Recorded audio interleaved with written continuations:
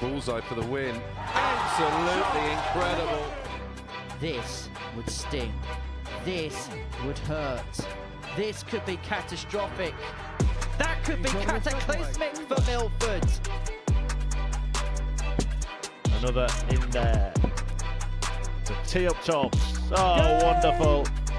Yeah, it's almost lost its special nature now, hasn't it? Now we need to see 2 9-darters in a game. Shot on the fifth leg. But what a Adam shot that is Paxton. from Paxton. He's just taken out the 112 and now the 170. They're all doing something next week. Double 10. Didn't need to do it, but does it anyway. Don't rely on what's happening on this board. Oh, don't look. But do look at double 18. Game shot on the fifth leg.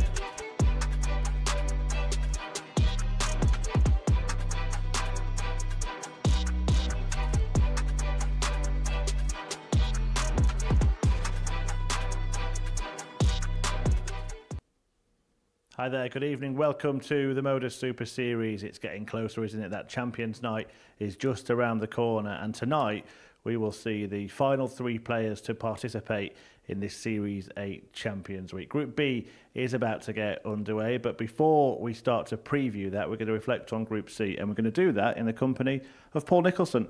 Paul, a fantastic afternoon in Group C. A few players stood out. Jimmy Van Schie, one of them, but maybe the most impressive was Derek Coulson. Yeah, winning his first 4 games. And I think he'll be quite disappointed that he didn't win all 5, but you've got to give Paul Hogan credit for coming back into that last match. But there were so many highlights from this afternoon. Great spells of finishing, a spell of 3 consecutive 4-0 victories for different players that we didn't really expect to happen. We thought it would be close all day, but it kept us on our toes. And it's going to keep us on our toes when we go back into Group C tomorrow at 1 o'clock. Yeah, you mentioned Paul Hogan there. He had a super spell of himself, didn't he? 3 ton-plus checkouts in the same game. Remarkable stuff in his win over Jim Long. Yeah, we were sitting next to each other thinking, is Paul Hogan about to do something that Graham Usher's done? And nobody has done the 4 ton-plus finishes in a match like Usher did in Southampton, but this guy got really, really close. 120, 151, and when he hit this 156, we thought there was nothing that Paul Hogan couldn't do. And he hit this checkout not once, but twice today. Just goes to show what kind of a mood Paul Hogan was in. Absolutely. See what mood is in tomorrow. The action resumes at 1 p.m. here on the Super Series YouTube channel for the conclusion of Group C. We can show you all the players involved in this week. Earlier in the week, Connor Scott won Group A. He's safely through to finals night. Jimmy Van Schie, Derek Coulson, Paul Hogan all in very good positions. Jim Long and Neil Duff still just about hanging in it in Group C. Looks like Thomas Banks is going to be playing for Pride tomorrow. But tonight, Paul, Marvin van Velzen and Tom Sykes, who were excellent in that Group A campaign, really pushed Connor Scott all the way, are joined by Richard Eric Rowlands, Steve West and Adam Paxton. It's a difficult group to call. It is, and I think we should start with the fact that Marvin and Tom did push Scott. And it reflects, when we look at the Group A table, that Connor looked at times comfortable. His leg difference was very comfortable. It was the ace up his sleeve. But he was pushed into playing some of the best darts that we've seen from anybody in this building in a Champions Week. So fair play to Connor, but also fair play to Tom and to Marvin, who pushed him to the very end. So the 3 people coming in, they're going to have to be sharp from the off, because Sykes and Marvin are definitely going to be sharp. Yeah, well, let's talk about those 3 players coming in. Steve West in particular. I mean, what a story. The fact he's made it back to Champions Week. When he won his week, it was a night of emotion here at the Live Lounge. But of those 3, he's the one that's been there and done it and possesses the most quality, or we've got the evidence that he possesses the most quality. Yes, I think so. 5 weekly titles getting to Champions Weeks, it doesn't lie. But now the job is very different, isn't it? Because now he has to get into a Champions Night once again. And if we look at Duff and we look at West, they've both got a lot of weekly titles between them, but they don't have a series, and they haven't actually made a final of a series yet. So more to find. And as far as the others are concerned, they are floating so far under the radar, they might as well be about a foot off sea level, because nobody this week is talking about Paxton, nobody's talking about Rowlands, and we should. Well, let's talk about one of them, shall we? Adam Paxton. He was just a Super Series fan, wasn't he? He said that when he came here, got the opportunity because he played well in the ADC, and came and won on debut. Again, another incredible story, a very different story. What impressed you about him when you saw him for the first time? Well, I think Adam's already won. I think anything he does this week, making Saturday would be a bonus. I think contending in this group is going to be a bonus. If you look at who he was up against in his week, it is simply ridiculous to think that he won that week and some of the others didn't. And one of them was Wesley Plazier. He's one of the best players in the world right now. Never mind tour cards. He's one of the best players on the planet. So the fact that Paxton has got through that group to be here in itself is an incredible victory. So the pressure's off him. That's what I'd say to him right now. The pressure's off you. It's on other people like Sykes and West and possibly others. So you go out there, let yourself off the leash and see what you can do. If he makes Saturday, fair play to him, because now he's got to go through another stacked group. Yeah, a really stacked group. And this is how the bookies have decided the odds lie. Tom Sykes made the favourite ahead of Steve West, Marvin van Velzen either side of West. Adam Paxton 9-2. Richard Rowlands, I find that quite interesting. That's a huge jump from Paxton, who was relatively inexperienced, to a more seasoned campaigner in Rowlands at 20-1. I think they are taking into consideration the group that Adam had and the fact that he was able to win that week. And weirdly, we've looked at the outrights at the start of the week compared to Adam winning that group. And Adam was one of the favourites to win the week, but he's not one of the favourites to win the group. It's really weird.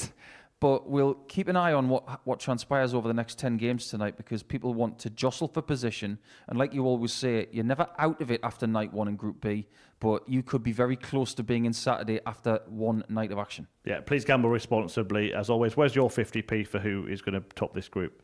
I've liked the look of Tom Sykes for the last couple of days. I think we spoke about it this afternoon. 4 wins from 5 for the last 2 days. The trend is very good and the standard is sky high. Right, I'll let you go and enjoy it from the comfort of the commentary box. The opening match this evening features a Dutchman, Marvin van Velzen, who's got a fantastic story to tell of his time here at the Super Series in Series 8. So before he takes to the stage again, let's find out a little bit more about the Dutchman. You okay to clap, Marvin? To clap? Yeah. Marvin van Velzen, I'm 24 years old. Come from Netherlands, from Maasdijk. Yeah, love to play in darts. What is your proudest achievement in darts? Winning a week in here, that was an absolute good feeling. Also in front of kind of home crowd that went with me, so yeah. What has playing here at the Modus Super Series and indeed winning done for you? Just a little bit of confidence. Yeah, I'm working hard for my game and happy that I play so well now. What motivates you? Winning, to be honest. I don't like losing, so I just try everything to win the game. I love when I play darts, then everything what happens on the stage. If I go back in the practice room with other guys, it's like you're friends again. How would you describe yourself as a darts player? Yeah, I love to play darts with other guys and just make a laugh. Yeah, when the game begins, or like 30 minutes before, it's like full focus on the games. And how would you describe yourself as a person? Yeah, very social guy. What do you love about darts? Just enjoying every moment, be happy on hockey, and also you see your friends again, and I have a lot of time in it, and it worked out really well now. So what do you hate about darts? Hey, maybe sometimes bad losers, but yeah, sometimes I have that also. But after 5 minutes, it's like you have to go back to yourself and say, okay, that's not how I have to act. So. What would it mean to you to win Champions Week? Yeah, that will be amazing. That will be the crown of my career at this moment. Would it change your life?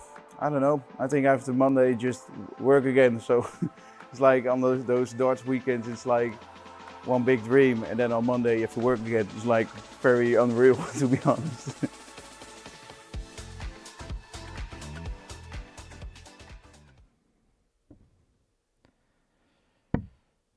Well, it's lights, camera, action here at the Modus Super Series as Marvin van Velzen, happy character, interesting character, takes to the stage for the 4th session of his Champions Week, while his opponent, Richard Rowlands, is on the hockey for the first time on Champions Week. The Welshman, the outsider in this group, won week 3. In fact, inflicting defeat on Andreas Harrison in the final, ending the title defence of the Swede, who won Series 7 at our last Champions Night 3 months ago. He takes on Van Velzen, who, as I said, has been playing all week, the Week 10 winner, Rowlands, who also made it to the semi-finals of the World Seniors Champion of Champions earlier this year. He's having a very strong season in the twilight of his tungsten career, really enjoying playing the game, as is Marvin van Velzen, just 24, and looking to be the Terminator here in the opening match, and trying to make it through Group B like he did on his winning week. And in the commentary box tonight, there's been a little bit of a changing of the guard. Paul Nicholson is there, ready to talk us through the action. He's alongside Scott Mitchell. Evening, gentlemen. Good evening, Murph, once again. And a very good evening to Jack Garwood, who's going to be your ref for the 10 games that we'll have in Group B tonight. We are really keen to find out what the next instalment will be in Champions Week, because Group A was remarkable. First leg, it's Richard to throw first. Game on.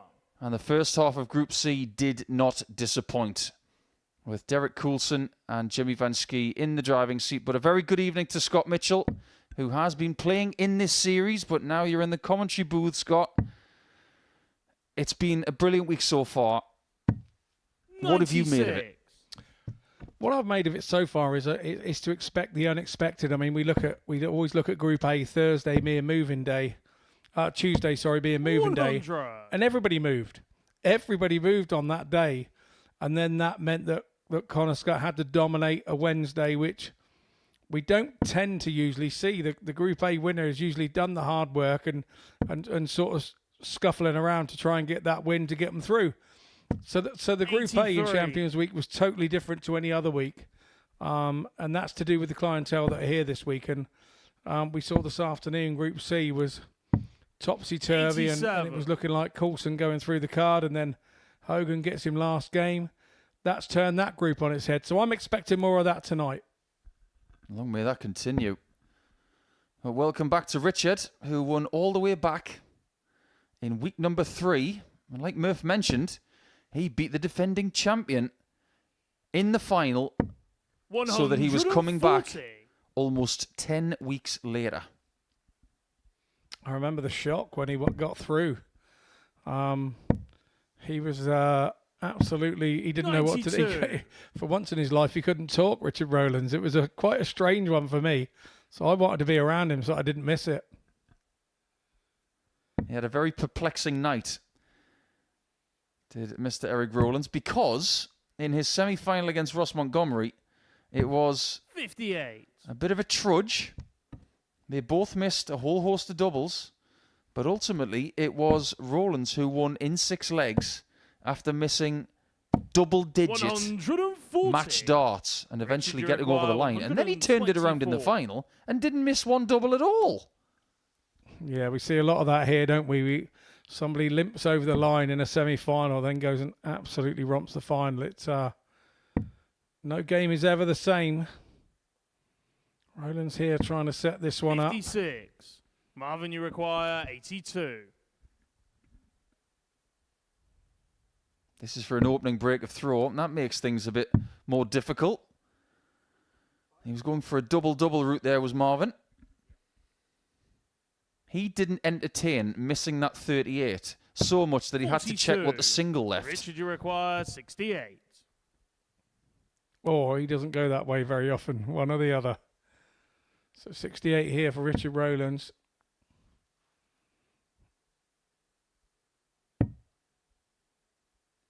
Well, that was the speculative single. Nothing wrong with the tops. First leg, Richard Rowlands. So, by virtue of a gap of nearly 10 weeks, he's now actually 5 out of 5 Second over leg, 2 it's matches. Marvin to throw first. Game on. I think there's a word for that where I come from. That's tidy. Very tidy. 100. What did you make of the odds on Richard at 20 to 1 to win this group? I thought they were a long way off, actually. I'm not saying that he is going to win the group, but I think 20 to 1 is a bit of a long shot. The way that he got through, but of course, like you say, he got through in week 3, and Nobody's really had too much chance to look at him since then. He's just done a few probably seniors events, and yeah, it's all about here. But Marvin's really impressed me so far this week as well. Winning his week when he did was perfect for him, and a big stepping stone for him. And he's developing nicely as a young Dutch player. I think the word developing is a very strong word and a very apt one as well, because his game has been in terrific shape this week. He's averaging 92.55 in every game that he's completed. That is very, very good. He's had a lot of maximums, 23 of them, lots of ton plus checkouts, 7 of those. A couple of ton plus averages as well. There's a lot to admire about his play this week, but he, with all of those numbers, finished 3rd in Group A, which tells you how strong it was. And this all happening when his game is not ship. He's been dragging the darts too far left every now and again. 97. But I will pay some dues to him. When it was at its worst on Tuesday, he minimised it Wednesday. Yeah, indeed. I've known Marvin a long time, since watching him play Dutch youth stuff back in the day, and I like the way that it's not happened too quickly for him. It's nice and not 54. Slow and steady wins the race, but you know what I mean. He hasn't been a flash in the pan, and he's developing and moving it forward each time I see him, but at the right rate, without it being sort of like car crash stuff that it happens so quickly that 94. Then you disappear. Richard, you can't replicate the 144 he had a couple of days ago. He'll be hoping he gets a shot at 50, but if he doesn't, Richard's going to be 2-0 to the good. And that is 68 taken out 2 ways by Welshie for a 2-0 lead.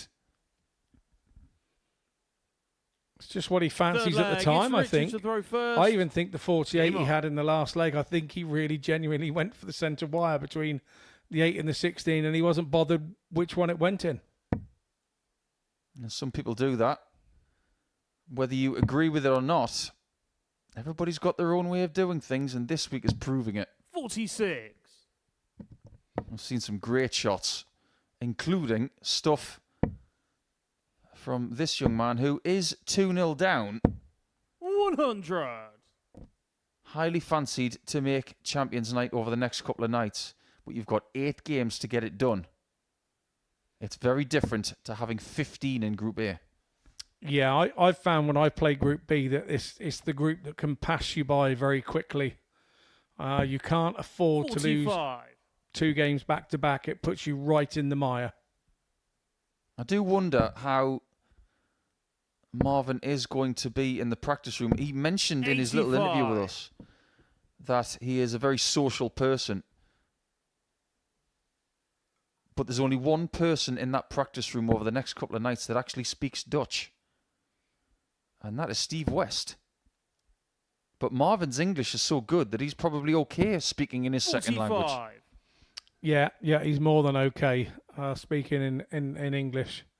Some of it is a little bit broken at times, but he understands everything that's being said. 140. Which is great for him, particularly with his career going forward. It's something you have to learn and have to get a grasp of. What is he learning about playing Richard right now? Is it about patience? 135. He has to be patient and continue to believe. Look, you and I have been playing an awful long time, and there's nothing worse than playing a slow person that actually is hitting everything. It's so 97. Annoying. And that's me saying that. I know what you're laughing at. You shush up there. I'm not saying anything. but it's a frustrating for any player. If a player's really slow and they're hitting stuff, it is so difficult and mind destroying. It's like twisting the knife, but slower. 60. Well, Richard's left himself on another checkout, but Marvin, for the first time in this match, has got the more realistic shot. Double top for him. Yeah, that'll do very nicely. Very measured to get himself back into this match with that break of throw. And like you say, it's a breaker throw, but it doesn't count as a Fourth break until he flag. holds It's his own Marvin throw. to throw But first. he won't have panicked. He didn't look to be Game on. panicking when Richard had gone 2-0 up.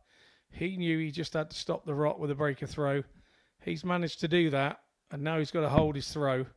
But he's learning how to command the board at a slower pace than he usually would. 137. He's having to, because Richard will not be budged. I'm amazed that nobody's put that on a darting T-shirt so far, because it's the most true statement.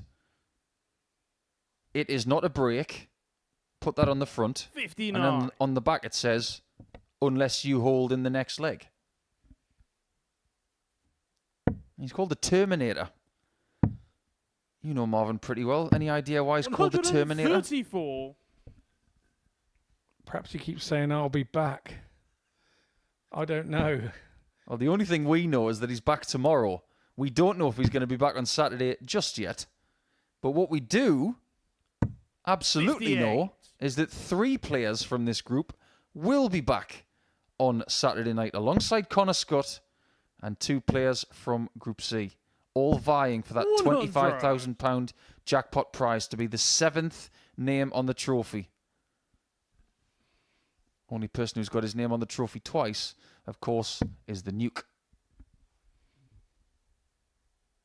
Yeah, you approach Group B very differently. I do mentally in my head. I approach it in the way that 95. I know Marvin, you out require of the 8 games I'm going to get 130. 4 starts.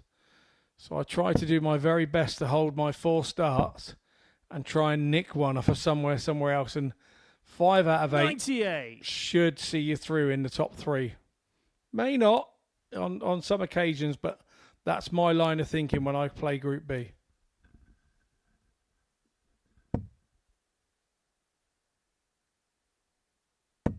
Is that 180 from Rowlands in vain? Marvin, you require 32. At this level, you would have to say, probably. Game There shot you on go. 4 flag. Marvin van He adds Velzen. to his 180 column, getting his second, averaging 86.25 in this Fifth flag. match. It's Richard to throw But first. things are level, Game on. and the doubling so far in this match has been nothing short of typical Champions Week stuff. Yeah, it's what we come to expect from Champions Week. Everybody comes into starting the week, you know, there's a little bit of a buzz about them. 100. They've had good memories here at the place by winning and being a weekly winner. It's like going back to a world championship, I suppose. If you're a 82. former champion, there's something about the place that makes you feel very at home because the memories are good. You can have 11 terrible memories, but you can have one good one in a venue, and that seems to be the one you always remember. And these guys have all had that, and maybe that's why 100. when you look at their yearly averages comparing to their qualifying averages, 9 times out of 10, the qualifying averages are a little bit above what they're doing as a yearly average, because this is a very special place and it 97. raises you, and the type of clientele you're playing helps you raise your game. I think the person who epitomises that the most is Adam Paxton tonight.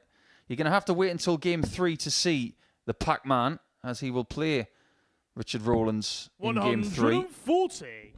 But as far as converting a week is concerned, Pac-Man is 1 from 1. That's not a bad hit rate. 108. No, I think most of us would be happy with that. Richard, you require He really did impress in his 161. week. Came here expecting not a lot of himself, and like I say, went home with the trophy. Now, who is going to go home, or should we say into the next leg, with this one in the bank? 137. Marvin, For a you second require there, Welshie was scaring that 142. 161, and his demeanour has changed in the last 10 minutes. I don't blame Marvin for staying on the 60 there whatsoever. That looked very inviting. But Rowlands, who is going to have to fight and scrape for everything he gets in this stacked 5-person 64. group. Richard, you require If he wants to lead 24. again, you do feel he's got to hit this 24 shot. Which double will he need? That'll do. Game shot on the 5th flag. Richard Rowlands. I think I've been guilty for it all Sick week, and I will flag. hold It's my Marvin hand to up. throw first. I've been waxing Game lyrical on. about Sykes and Scott and West and Duff. They were the 4 people I've spoken about more than anybody else 134. prior to this week. And I don't think anybody has really been bigging up the chances of Rowlands. And when somebody has taken out the defending champion, maybe we need to take him a bit more seriously. Yeah, he goes about his business sort of quietly and 121. confidently. He is quite a social guy in the back room and whatever, but he's one of those players, and we all know them. They have a little switch. They can flick it on and they can flick it off, and he's one of those that flicks the concentration switch when he comes around that corner and wanders onto that stage. Plays his game, and no matter what's happened, whether he's won or lost, he then seems to flick it off as he goes back round the corner and goes back in as a very social player. It's something that he's masterful at, 41. and it works for him.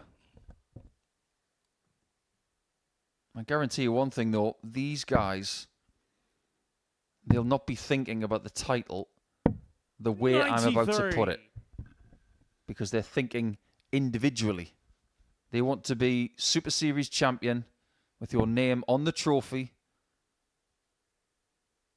But in a sense, they are representing their country this week, because Wales and the Netherlands do not have 59. series champions Marvin, on that trophy. 134. In fact, the Netherlands, which is one of the biggest countries in world darts, has only got one person who's made a final.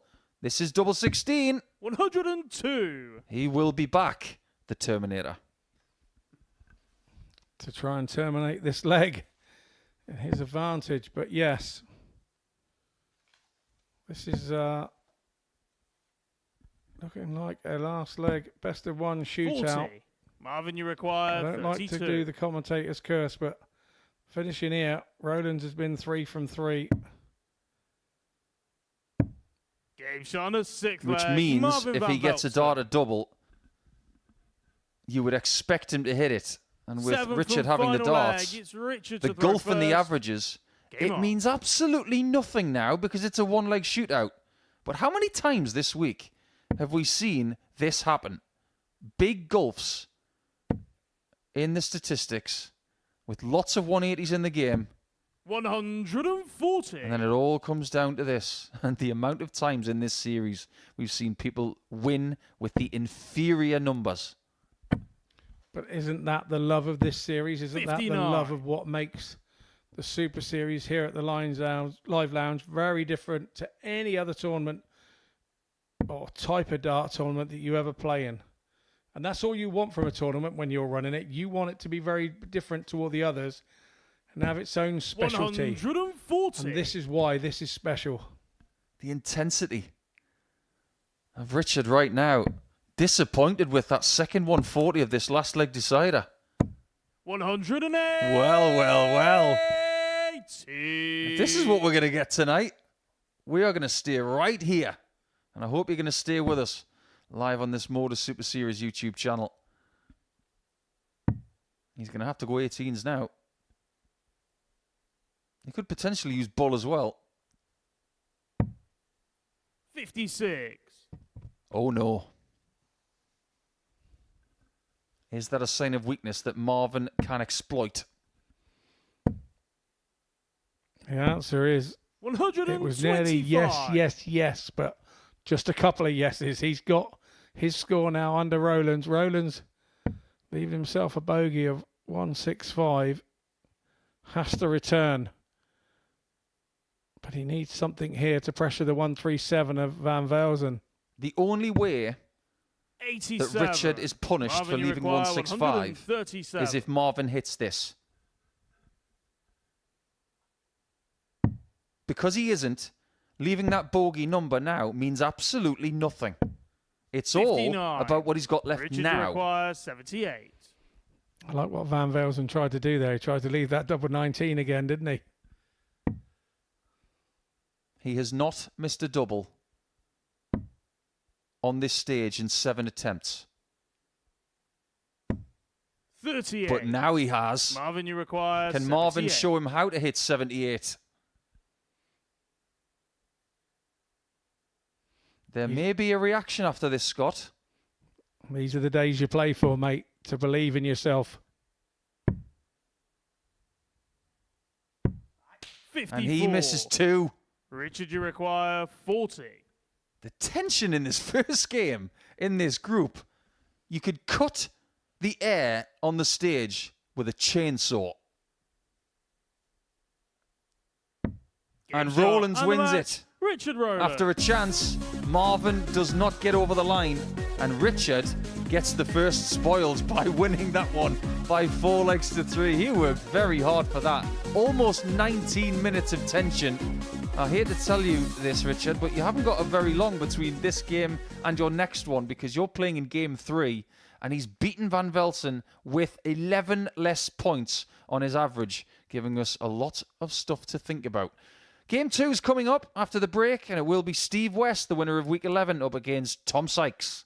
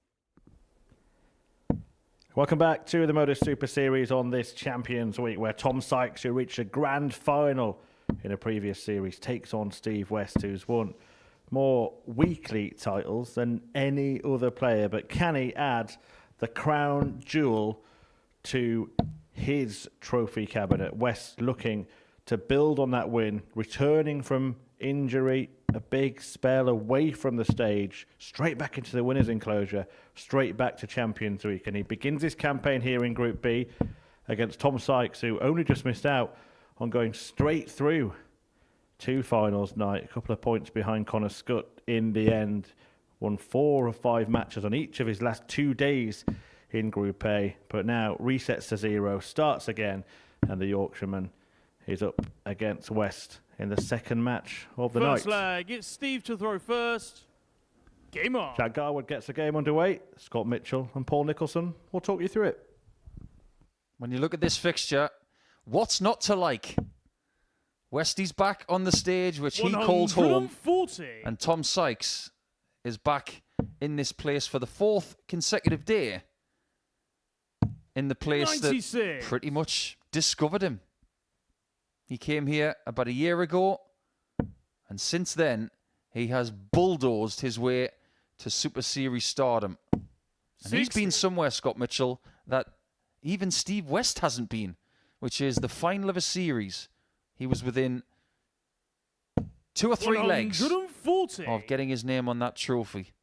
And it's already Thursday night. We are only 48 hours away from knowing who's going to win this series. 60. I think you make a super valid point with Sykes about he feels that he wasn't outplayed that night. He was beaten by the better man on the night. 133. He didn't do anything wrong. So is there a battle scar from that? No, there isn't. Sometimes in games there's nothing you can do. For me, Westy's in the form of his life before 140. his hip operation. Tom, you require 132. And he hasn't been too bad since he's came back. I just think that he's now a happily married man. He's in his right place mentally in life, and we're seeing Steve, some of the best darts he's ever thrown. 101. If you were to approach him right now and offer him first, second, or third, he wouldn't care. But Game there's shot on that the first trusty leg, tops. Steve West. If he's hitting tops this week, there's every likelihood he Second wins leg, this it's Tom to entire throw thing. First. Game on. He will leave it more than anybody else. He'll probably hit it more than anybody else. His game is all 59. about big scoring and double top. It's so simple when it works. And this is the bit of his game that he is just sharpened up 81. on so much. You know, a few years ago, that 101 shot for Westy didn't go. And I think he'd be the first to hold his hands up 96. and admit that that was the case. But it's not the case with his game now. This is the biggest part that's changed for him. And long may it continue, because he's 108. showing that age is no boundary. Just coming to 50 years old. Why? He's going to be playing me in the World Seniors soon. I don't want him in with me. 59. Leave him at 49. Do you know what, Scott? It's amazing how things change. I remember 2 years ago when people used to say that about you. Yeah, you're probably right, actually. Yeah. Yeah, that would have been... 60. Yeah, I know Tony O'Shea used to say things about that, and he says, I'm nearly 60. I'm on a Super Seniors. So there's a 50 to 60s range and an over 60s range. I love it, yeah. He's too good. He's coming off the 140. tour. Yeah, I remember those. Cool, good memory there, mate. West is looking to leave tops again. 140. Absolutely nothing wrong with that. You require He is backing Sykes 147. into a corner. And it might be a corner he can't fight out of, because this 99. is stunning. Steve, you require 40.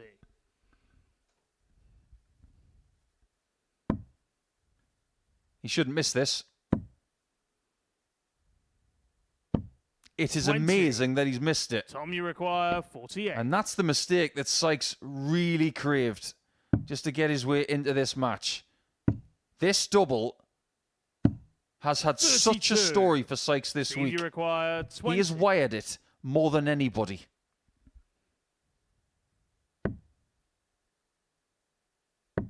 Game shot on his second As leg. a result of Steve those West. mistakes in the bottom left corner, Sykes is now 2-0 down against one of the favourites this week.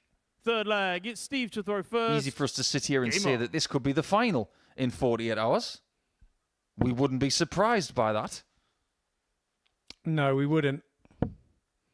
We wouldn't indeed, but 59. Tom Sykes would have been thinking after that first leg and the 101 from West, I was below you. I was waiting to go.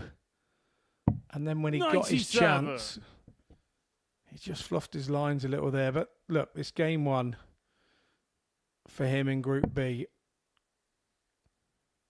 He has to learn from that. But Westy is just... 135. This is not a second-hand dartboard you would want to buy thus far this evening.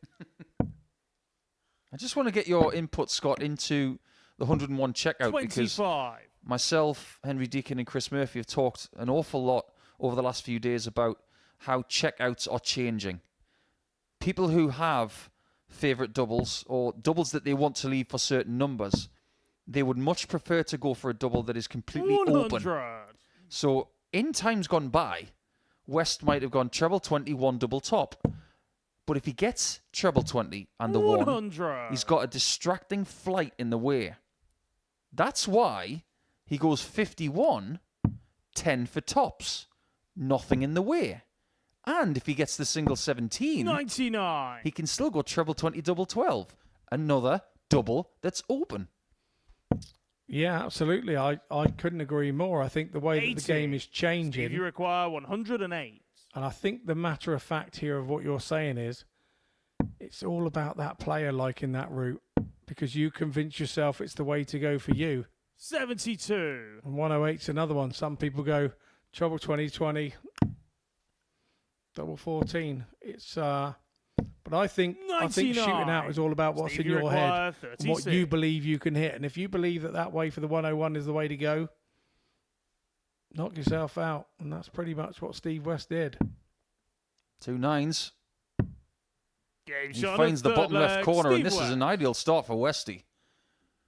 Has he caught Tom Sykes cold? Well, the averages Fourth tell you a leg. very It's Tom interesting to throw story, first. because Game there's on. not a lot between them. It just so happens that West has hit and Sykes hasn't. And I'm just 60. going to go back to that 101 one more time, because for Steve, who adores tops, I am still flabbergasted that on 108, he 57. doesn't go 17s. 4 of them leave tops. But on 108, he prefers the 18s, which is fair enough. Did he do that because he missed it on his previous visit? 134. And you just try to change it up and rather not concentrate on it? I mean, I know that, you know, you get family and whatever that watch, and you go, why have you left tops again? You missed it the 4 legs previously, and then you went to lift it again. The reason I leave it, because I can't believe that I'm going to miss it 5 times on the trot. We think slightly differently when we're playing. Yes, we do. 57. We are incredibly stubborn, us bunch. And Tom's got to be really stubborn.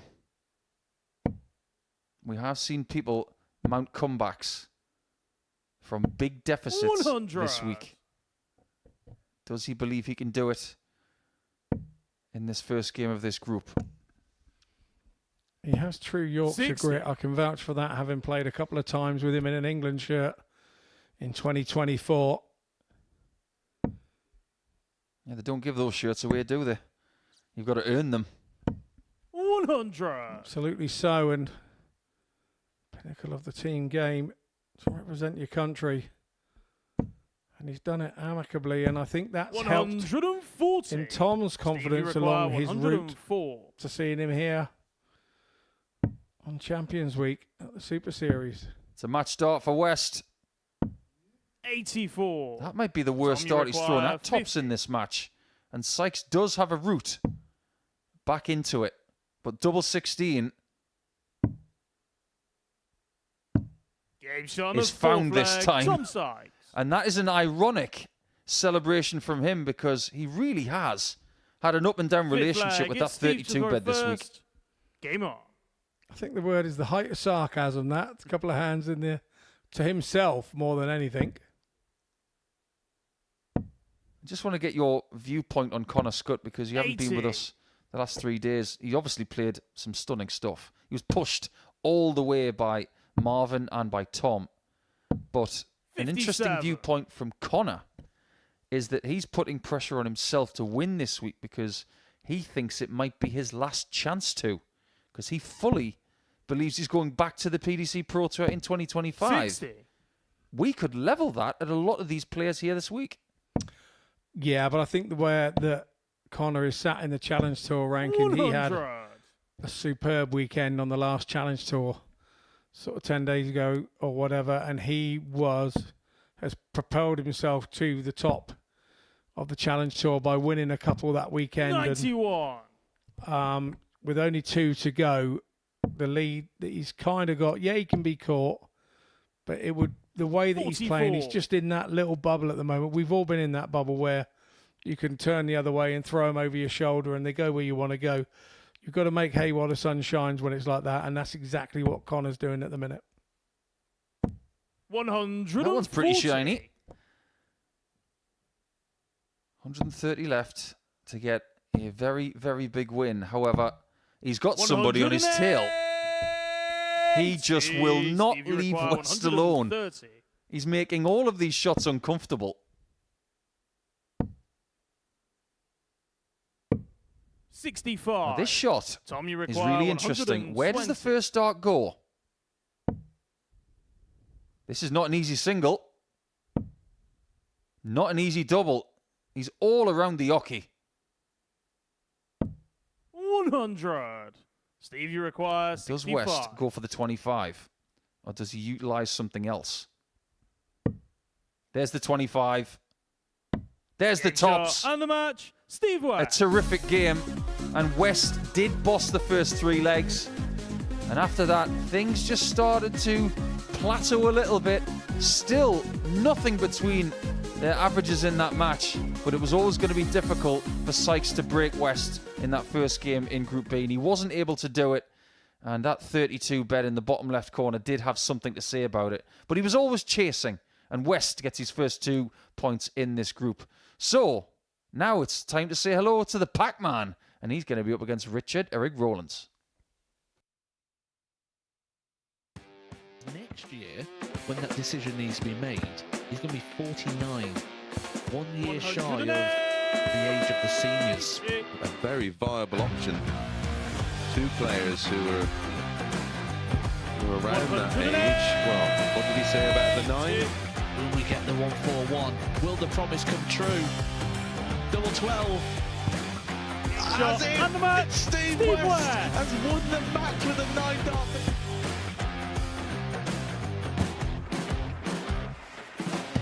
Harrison has kicked off the last leg in perfect style. It's everything, really. Oh, he's timing this well again. 180. With a 9 darter, treble 19. Treble 15 leaves double 18. Franchise Harrison to win the game in perfect style. Hauled himself out of it. Yeah, it was something that Henry actually said in jest that I was quoted as saying Jared Cole is one of the most, sounds a bit fishy, blended on my grandpa Mark Salmon. Do you? On a 177 and a 180. He's on a potential 9 darter. Come on, Jared. Yes, you beauty! Nice and high, and has now got the game back into his 100. own destination, and wow, the momentum is with him. Here we go. 108. I wouldn't have said it. Don't jinx it. Yes. Yes! Double 12! Yes! Get in there, Lee Cock! Well, I think it's fair to say that the blue touch paper has been well and truly lit. 108. 6th max of the match. Oh, hang about. Hang about. It's getting ridiculous now. Can Tommy Leishman give us back-to-back 9 darters in back-to-back games? He could, you know. He could, you know. Goodness gracious, wait! Tommy Leishman. Back-to-back 9 darters! Welcome back to Thursday night at the Modus Super Series on this Champions Week, where Adam Paxton is about to enter the fray after a dream debut. Paxton won an incredibly tough week to book his place in this series finale and was kind of the other underdog who made it through alongside Richard Rowlands. But the underdog, well, he's made a good start, a 4-3 win for Rowlands in the opening game against Marvin van Velzen. The big outsider in this group has points to his name. Van Velzen doesn't. Tom Sykes doesn't. Adam Paxton hasn't had the opportunity yet, but the 24-year-old Welshman gets that chance now.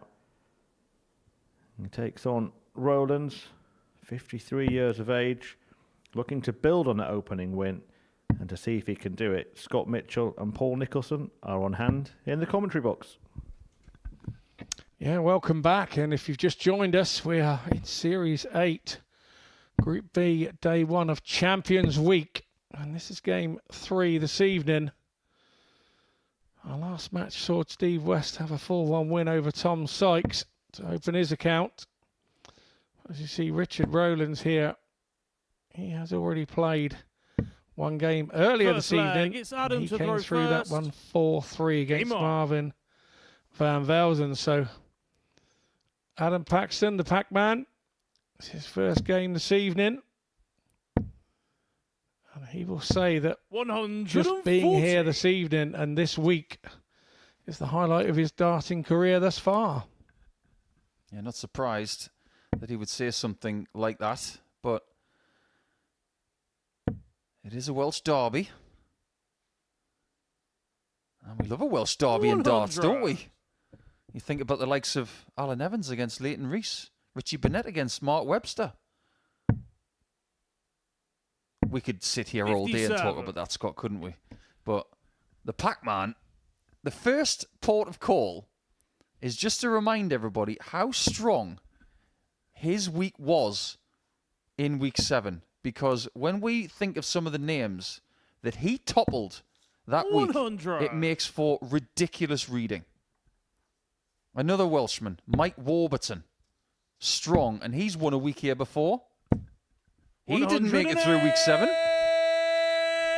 Neither did Aidan Kirk, one of the best players on the Challenge Tour this year. Andy Bolton, one of the best players that's ever played here. Victor Tingström of Sweden. 2-time weekly champion Cameron Crabtree, and he was in the final of the last series. And then, 59. Adam, small matter of Wesley 124. Plazier. One of the best players in the world right now. Paxton toppled them all. 56. And that goes to show that he's not worried about names. He's worried about him playing his game and getting the game that he knows out there for everybody to see. And that sounds very easy to do, but we both know that is very difficult. To bring your practice game from Adam, you home, require the game that 68. you know you do all the time, and bring it here and bring it out under the pressure, the lights, Game shot of first leg. and the Adam cameras. Paxton. Well, that 14 darter pretty much proves that Adam Paxton belongs here. Second leg. It's Richard to Because throw it's first. taken him Game on. 1 second short of 2 minutes to register his first leg. Just to give you an indication of the standard that we saw from Adam, just shy of 87 as a weekly average. 100. Don't let that fool you. There's more in the tank than that.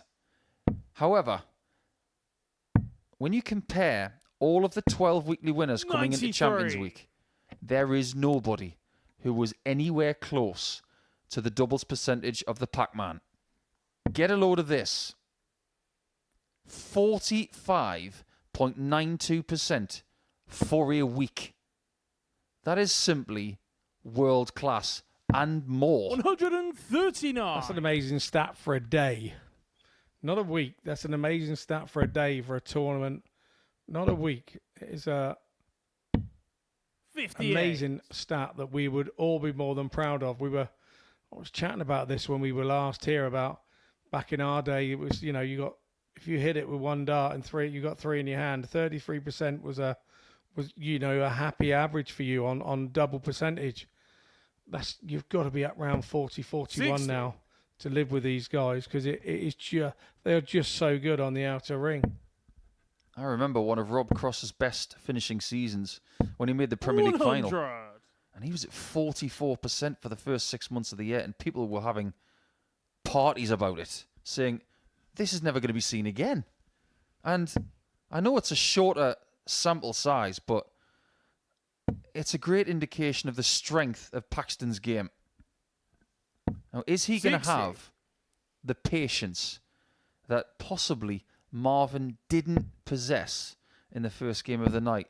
He looks about as comfortable as a kitten on a cushion here tonight. Richard, you require Yeah, he really does. I 142. mean, the way that he throws is a very positive throw. It's not a launch it up there and hope it goes. It's you're going where I want you to go, Mr. Dart. And it's a very strong, sort of direct throw. Rowlands here. Game Ouch, shot of ouch, second leg. ouch. What a Richard Rowlands. shot. What a finish. And he just wanders Third on leg, back like it's he does Adam them all to the throw time, first. which he probably Game does at on. home when he's practicing. We don't know. That was a great reaction. He hits the 1-4-2 the sexy way. 97. And he walks back as if to say, well, I did that, you know. See that? Yeah, that was me, that. I think he probably surprised himself a little. Adam gave him nothing. His reaction was one of someone walking through IKEA on a Sunday morning. 100. Deadpan. And that's how focused he is right now, throwing those darts that, well, they resemble arrows 81. more than darts. Those skinny flights. Honestly, it looks like his darts have been on a diet. Absolutely, and there's just that type of flight. There's just no drag in the air, so the parabolic arc to the board is very flat as it leaves the hand and makes his throw 45. very direct and very positive. And when you have that type of very direct and very positive throw, you have to remain accurate, or it can make you look 100. Oh, very silly very quickly. Now that camera angle there does illustrate his true angle of attack. Because when we are looking at this one here, we can see exactly from the left-hand side what they're trying to do. Both players trying to stack on top of each other. 100. Adam, however, doing it in a more pronounced way. Flight pointing to the floor. That's a blocker for him. That's why he's gone downstairs. 39. If you're wondering why he went to the 20, it's because he was trying to leave a finish. He didn't necessarily have to. He could have gone somewhere else.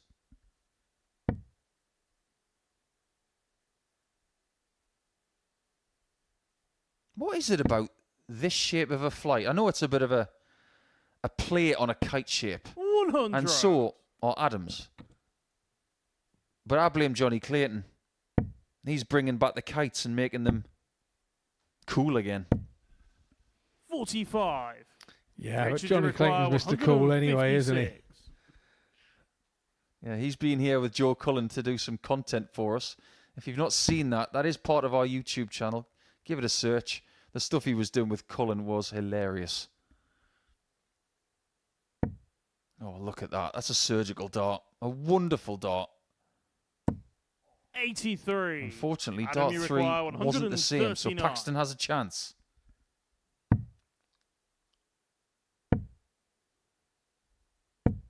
$59. Richard, you require 73.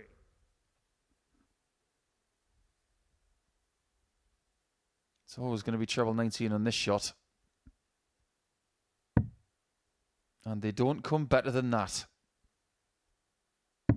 In fact, Game shot on the 73 third leg, checkouts Richard don't come Rowlands. any better than that at all. You almost look surprised as to Fourth how leg, well it's he's Richard playing to throw tonight. First. Game on. 20-1 to win this group. He's making a mockery of that at the minute. Remember, if you are having a flutter over the next couple of nights, or indeed on any of the sessions here at the Modus Super Series, it is 18 plus. Gamble responsibly, and 60. begambleaware.org for more information on that. I 100. wonder if Adam's been levelled with him looking a little bit like Tom Sykes. They do look very similar. They could you could confuse them, but nah, it'd be wrong to really. 100. We said the same this afternoon about Derek Coulson and Jim Long. They were wearing the same type of shirt. They looked like twins on the stage. The only reason we could tell them apart 60. was because Derek had glasses on. Yeah, both lovely players, lovely people as well, and I spent a bit of time with both of them on their World Seniors Tour, and they're exactly what the World Seniors Tour is all about.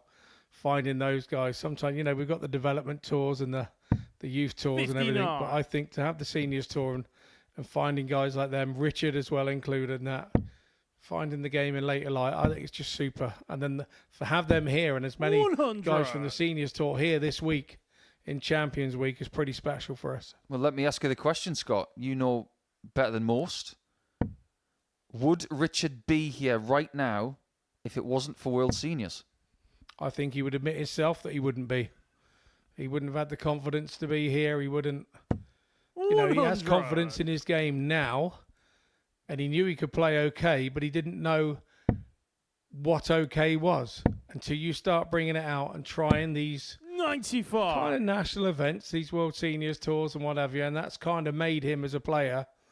And as with Derek and Coulson, it not the same with Hogan. Hogan's been around forever and a day. He's been around longer than Noah, but you know what I mean. He's these two guys are really a great sort of advert for the World Seniors and Jim Long. It's just super stuff to have them here.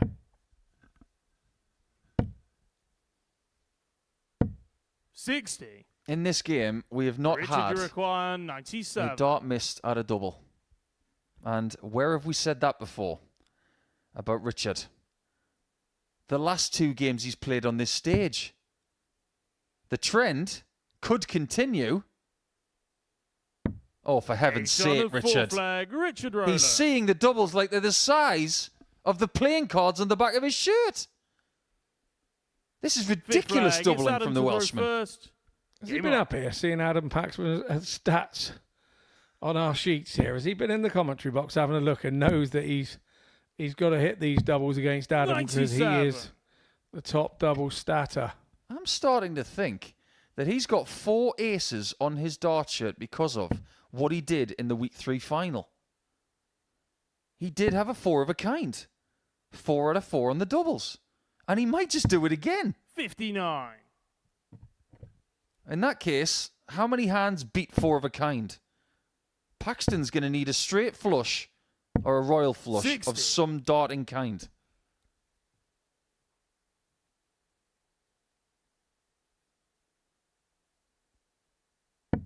He's starting to remind me of Dennis Priestley a little bit. Poised, patient, and brilliant. 100. But you know when you're on your pomp and you know when you're playing well. And you'll have times where an opponent will hit a 180 against you when you know you're right in the bubble and you'll go, 108. that's not enough. That's not enough. You're going to have to do that again, mate. Otherwise, I'm getting you. And I think that's where Richard Rowlands is with his darts at the minute. Mentally, he's absolutely spot on. One thing that Richard's going to have to learn, and this is something that we talk about a lot in commentary, Adam, you require you can't leave 3-4-2 after 6 anymore. You can't. Because Paxton's on a finish. And Richard, from 3-4-2, couldn't leave one. So if you're on 4-1, don't score 59. You're better off scoring 57. And you're seeing a lot of people do that and go that route. 100. Here he comes again. Remember Mr. Taylor saying it's all about keeping your opponent under pressure. And Rowlands has done that. Oh, it's right in the bottom corner. Adam Paxton. This is a game that has been not perfect on the doubles now, but it might as well be. To throw first. Because no visited double has seen a miss. One of 2 things is about to happen in the next 1 or 2 legs. Rowlands will go to 4 points, or the Pac-Man will join 60. Rowlands and West on 2. And we've got Marvin van Velzen against West next. If you like feisty darts, you're coming to the right place. 62. Did that one come out of Adam's hand wrong? Or did it just get some sort of crazy deflection off the dart that was already in that small one? Yeah, I think it came off the original dart, and I think that's why he was a little bit upset with himself, knowing that he shouldn't have not been anywhere near that second dart. 96. It's not like he's got the biggest flights in the world to connect with, is it? It's a very small flight. 125. Adam's neck of the woods, it does have a fair bit of pedigree. Warburton's not far away. Mark Webster's not far away. Just a little bit further down the road, you've got a former world master in Martin Phillips.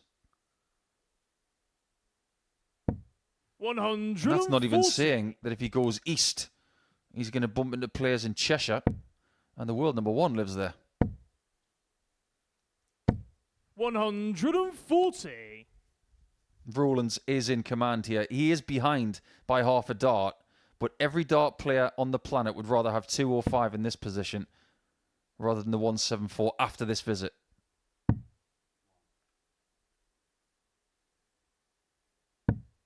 I don't know about that one. I think the board management is a little bit questionable there. I think the 25 and bull with dart 2 is the right play. You've got to try and leave the 2 darter from that position. 134. Adam says, I'll take your 2 darter and I'll raise you one. 147. Big moments in this match now coming in.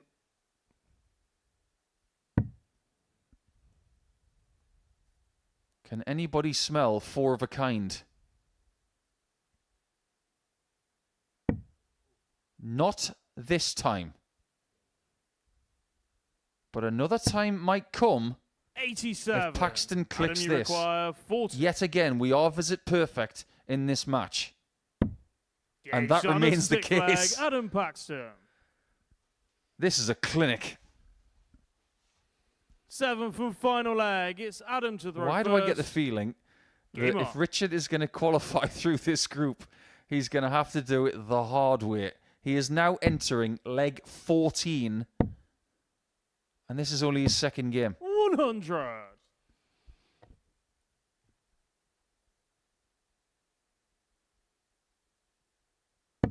As I said earlier, you will not rush him.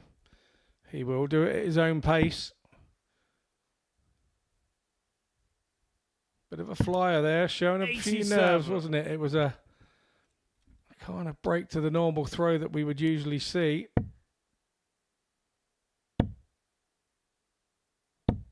85. Just showing a little bit of tension in the face there was Adam.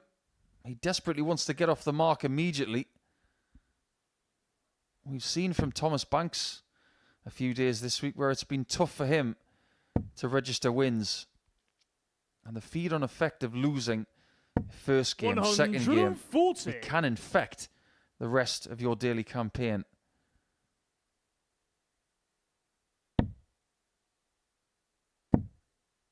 Well, that deflection there 83. was not good, but the recovery with dart 3 was impeccable. Now, from 274, if you get the treble 20, for me, you've got to move on dart 2.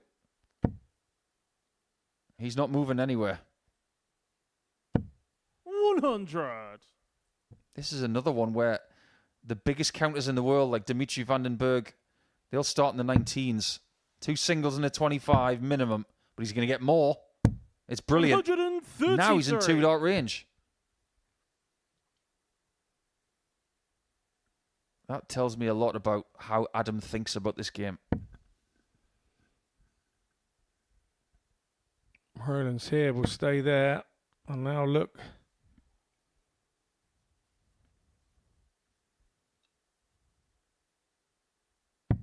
$134. Adam, you require 100. They are basically neck and neck in averages. They're split by 0.01. But it's tops. Game shot. And Visit the match, perfect Adam from Paxton. start to finish. That game had a little bit of everything. He enjoyed that. We did too. And the only person who didn't was Richard Rowlands. You wouldn't think so. That was just a brilliant contest, befitting any Thursday night that we'll ever have here. They were so close. And the fact that Paxton missed 2 darts at double, it meant 0 because he would hit it the very next time he left it. Rowlands has not missed a dart at double on that stage much at all tonight, but he's got to settle for 2 points out of a possible 4. When we come back, it's going to be West against the darts, up against Marvin the Martian van Velzen.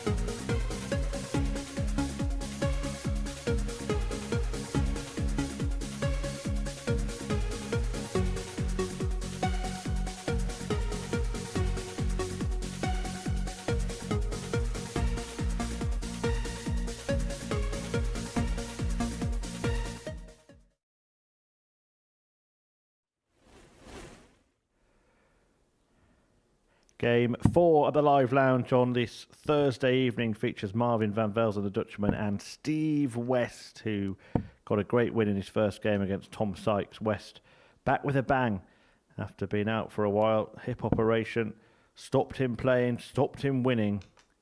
But when he returned, the winning returned. West back at Champions Week once again. He takes on Marvin van Velzen, who's here at Champions Week for the first time. Fun fact, both of these players have produced perfect legs on the Modus Super Series stage. Steve West more than once, and Marvin van Velzen did it First in leg, this it's Marvin series. to throw first. Game on. So it's game on in Game 4, and it's back to Scott Mitchell and Paul Nicholson. Thanks, Murph. Not to coin a very famous song from the 1970s, but we want more, more, more. 120. And how do you like that? An early hat stand for Marvin. And we think this game could be very, very feisty. Because the way they play the game, 45.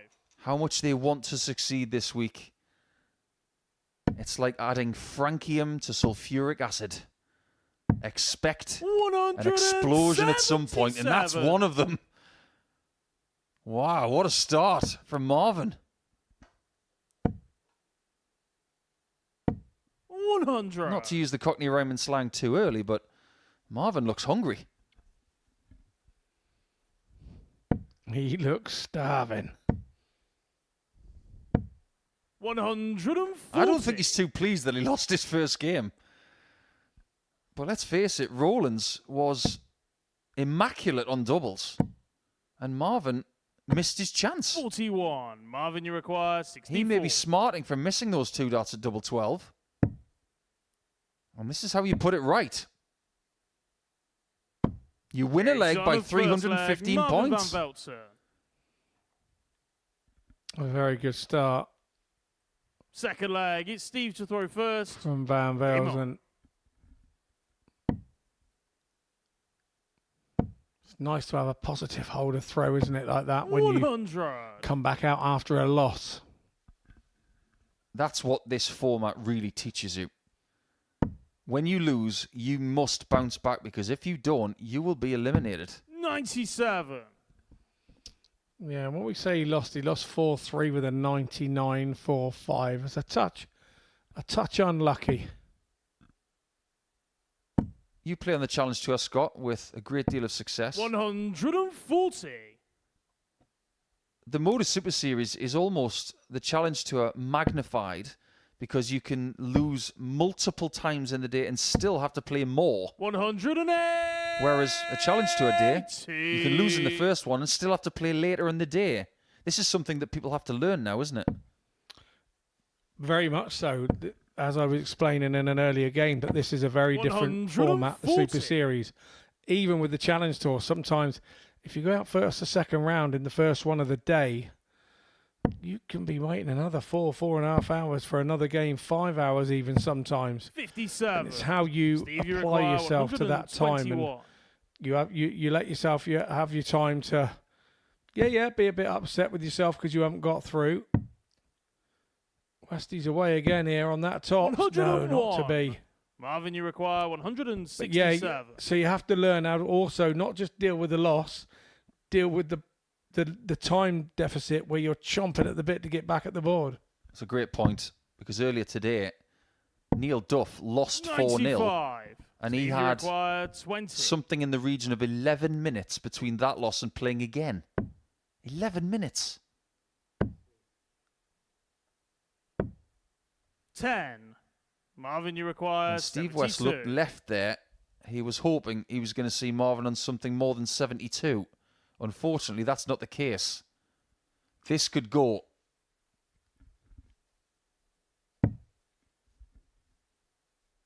And he gets his own back in double 12. That is right in the middle. That's a pretty good consolidation. And Marvin, right now, is throwing rockets. Game on. He's doing a Westy to Westy, isn't he? That's what he's doing.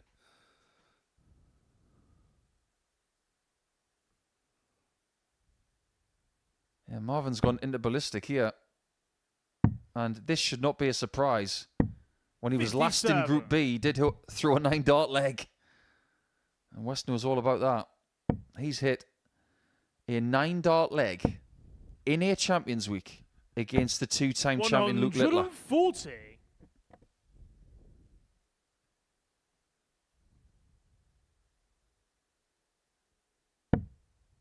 But Steve's done something that Marvin hasn't. And I'm not just talking about playing in Champions Weeks. He's hit 2 of them. And one of them, he predicted. 108. Super fight back here from Westy. See, this is what I'm talking about when it comes to counting. 310 is a number where you can stay straight. And he does. 140. Leave 310 instead of 309 or 308, if it's possible. 99. And if Marvin hits this, it'll be our first 170 of the week. And it will leave West feeling like he's in a whirlwind.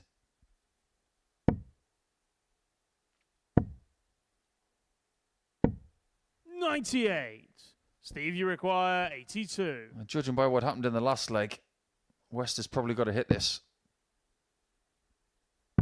Double top. 42. Trusty tops, not this time. Marvin, you require 72. This game is all about repetition. If it's another 14 darter, just like the last leg, on the same shot, it'll be 3-0. 15 will do. Game shot on a third leg. Sublime. Marvin van Velzen. Sublime from Van Velzen. Really has bounced back from that Fourth earlier leg. loss. It's Steve to throw first. Game on. Still got a bit to do here, though. You never rule Steve West out, but mighty impressive the way that he has played this first 3 legs. Absolutely. 55. This is an elite performance. We have seen Connor Scott average 111.33 this week. This performance is not that far from that. I keep staying in that red bit. It won't be that far away from it. That's for sure. But he'll be disappointed with that visit because that was a lovely first start in the treble 20. And kind of you want to back yourself to hit it with one of the other 2 darts that you've got in your hand.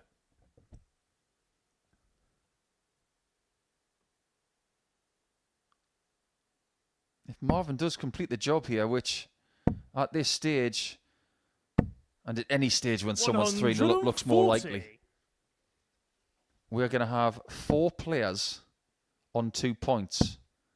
And if Sykes beats Paxton, 100. Easy for me to say, that will mean that everybody's got 2 points at the halfway stage of the first night. Well, 17s is the player here. Now, 54. 55. That's what I like to call the Nathan Aspinall route on 261 because he's the one who started doing it more than anybody else to try and leave the 170. 140. Westy, as you expect, not going away here. Ton 140 of his own in the last 3 visits. 92. Steve, you require 106. Steve's job right now is to make sure that Marvin doesn't get a match start. Easier said than done. Tops again. Game shot on this a 4th time it leg. works. Steve West.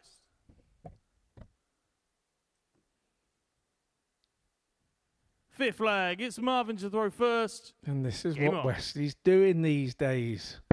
He didn't used to do that back in the day. At 3-0, his head would be gone. 85. Do you know something, Scott? You make a great point there. I've played Steve a few times. I've seen other people play Steve. 100. He has beaten Michael van Gerwen in the 2nd round of a European Championship. He's beaten Phil Taylor at the World Grand Prix. He was the last person to play Phil Taylor in the World Grand Prix, and he beat him.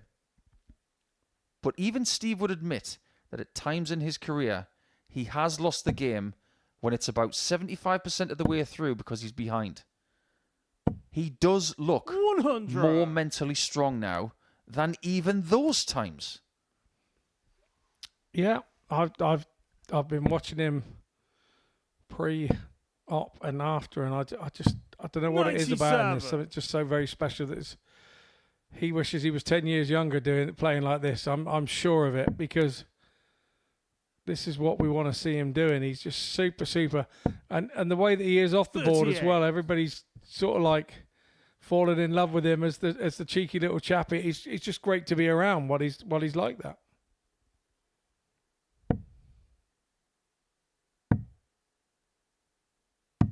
Marvin has fallen off the top here a little bit, and this is West's chance to get back into this game. The counting's got to be good. Failing that, just hit 3 trebles. 35. Earlier tonight, as part of our highlights package, you did see Tom Sykes hit 1 to it, even when he didn't need to, because he was so far ahead. Oh, that is supreme rescue play there. Really good thinking on the fly.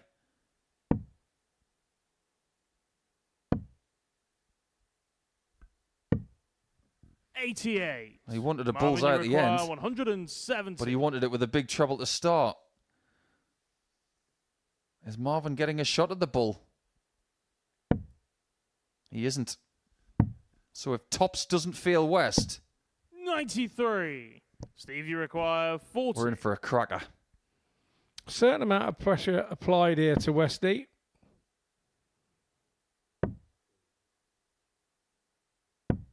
$35. And Marvin, it's you require worked. 77. One mistake, it can be fatal. One visit of mistakes, and it could be game over. Double 10. And Game Marvin shot. wins And a the belt match, up. Marvin That van was a Velzen. tremendous display. And don't let his average in that game fool you, because after 3 legs, he was averaging almost 110. He had a bit of a shake in leg 4 and in leg 5 that he won. But when he got his chance to win the match, he got it done. And his doubles did not disappoint at 67%. West fails to win 4 points from 4, but he's definitely part of the pack. And will the pack man be leading the pack after the first half of play on Thursday? Stay here to find out as he takes on Tom Sykes next. Welcome to the party in Portsmouth here at the Modus Live Lounge. They've both got the talent where they just reel off leg after leg and dish out a heavy defeat. What a way to start the day. We're up and running here on Champions Week with a maximum. But what a way to finish. A 12-dart leg. Beautiful check out there from Cam Crabtree. Only needs the one. Game shot on the second leg. Darius What were you saying about efficiency? Game shot on the third leg. Reece Is that Robinson. the moment that Reece Robinson comes alive in this crucial clash? Looks like he's going to go for it. And it is right next to his favourite double top. And he gets the job done at the earliest possibility. That is Cam Crabtree through. Case not so. Harrison gets the all-important win. Game shot on the second leg. Darius Labanowski. Game shot. Ross Smith, is it a Darius Labanowski. 9? A long time. And that clenched fist. Game shot. He gets the job done in the end. He's nodding in total agreement because Game shot on the fourth leg. Just like Darius that. Labanowski. only needs the one. There you can see. That she can unlock at any moment, but that is quality from Harrison. This would be a wake-up. Welcome to the party in Pompey. Should be a good marker for him. And is. It was a great dive. Shot on the first leg. Andreas Harrison. It's a breaker throw for Andreas Harrison. Shot on the second leg. Consecutive breaker throw. Double 16 is found. And he does lead. The fifth leg. It's not an 11, but it's a beautiful 12, treble 17, which he gets. Bullseye for the win. Absolutely incredible by Andreas Harrison. He's Andreas Dirty Harrison!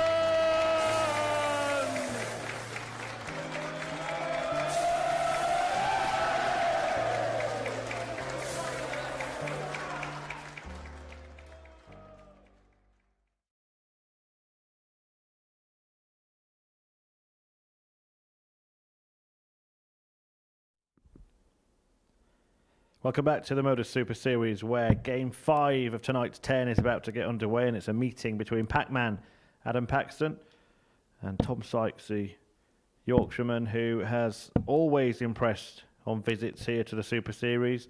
First as an ADC qualifier, went on to win his week, went on to make Champions Week, went on to make the Grand Final, and he's at it again, having made it through earlier in the series. As for Adam Paxton, well, he was a debut winner in this series, went from being a Super Series fanboy to living that darting dream on the stage, and Pac-Man has navigated his way through the Modus maze and finds himself in a battle to make finals night. Sykes went down to Steve Weston's opening match. Paxton beat Richard Rowlands. Can he double 96. Up, or will Sykes get off the mark? Let's find out in the company of Scott Mitchell and Paul Nicholson. Many thanks, Murph.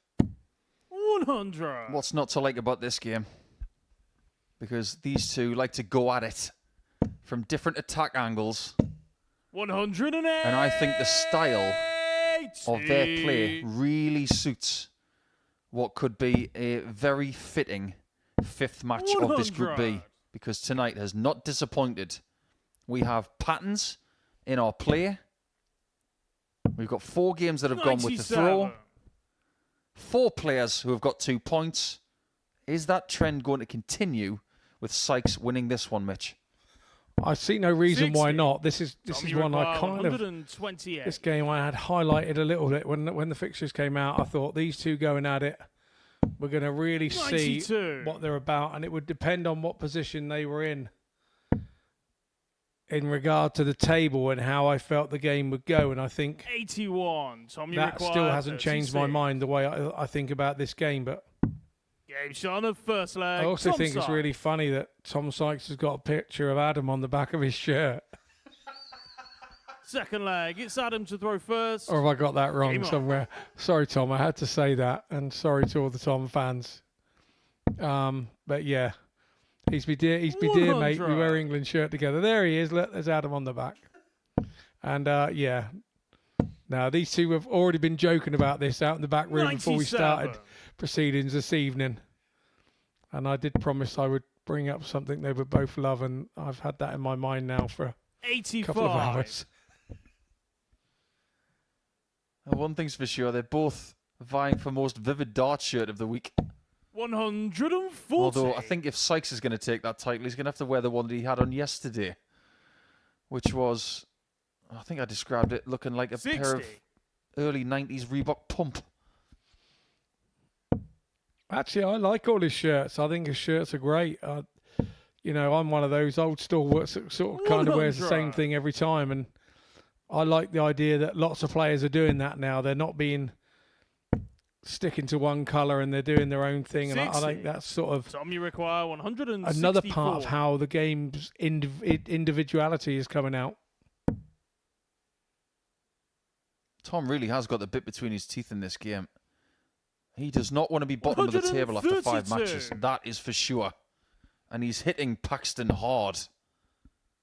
And he's going to have to do that because the way that Paxton played in his first game, he was immaculate at finishing. And he stuck with Rowlands the whole way. Game shot on a second. Oh, look what he's just found. His nemesis.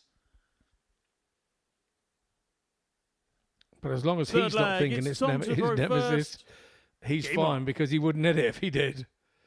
And that's the psyche of a dart player. He's obviously still happy that the law of averages says he can't continue to miss it, and 57. he hasn't. We were waxing lyrical about Marvin van Velzen in the previous game. After 2 legs, he was averaging 115. 100. And now Tom Sykes is doing the same. It's no wonder that people come to week 13 and say, we wish it was Champions Week every week. 100. With the standard from this week, honestly, it's like those people who think it should be Christmas every day. It really has felt like Christmas 60. this week. Yeah, no pressure for those that may be playing next week, eh? That'll be you then. 137. And the Duff Man.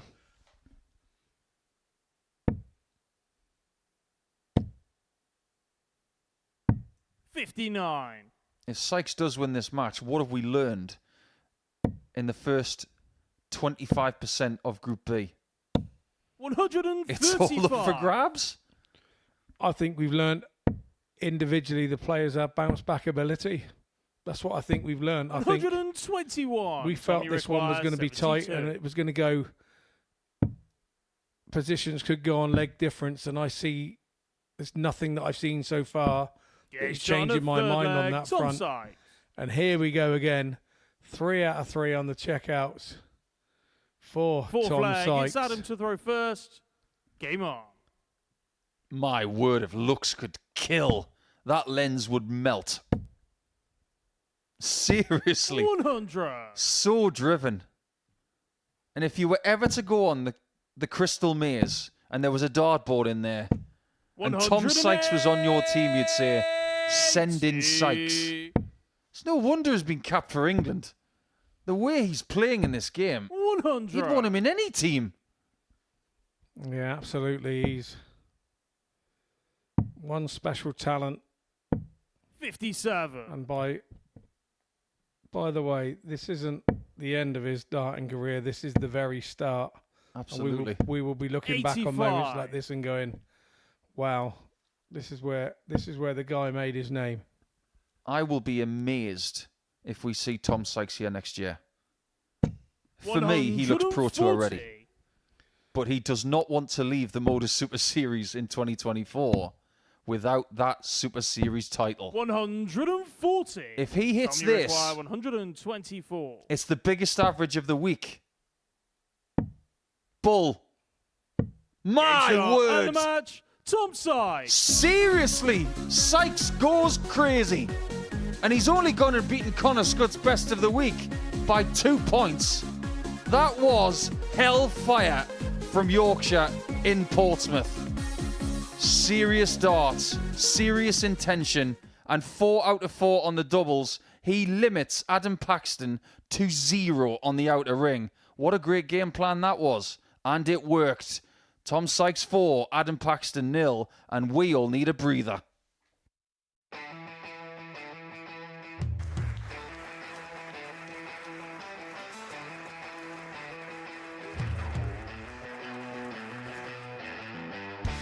Hang on a minute. Wow! Oh my God! Well, that's £100 down the drain already. Itching to hit the 180. He's gone for the maximum.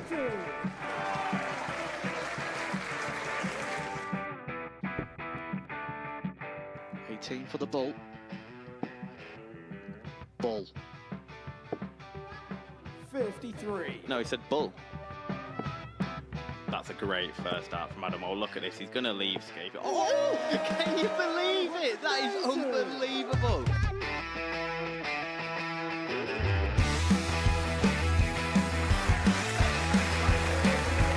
Get match darts to put his team into the final.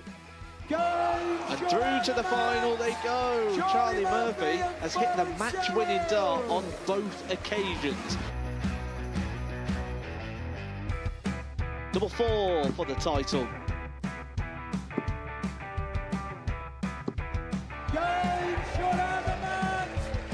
Please show your appreciation for the winner of the Influencer Pairs event, George Scaife and Adam Lipscomb.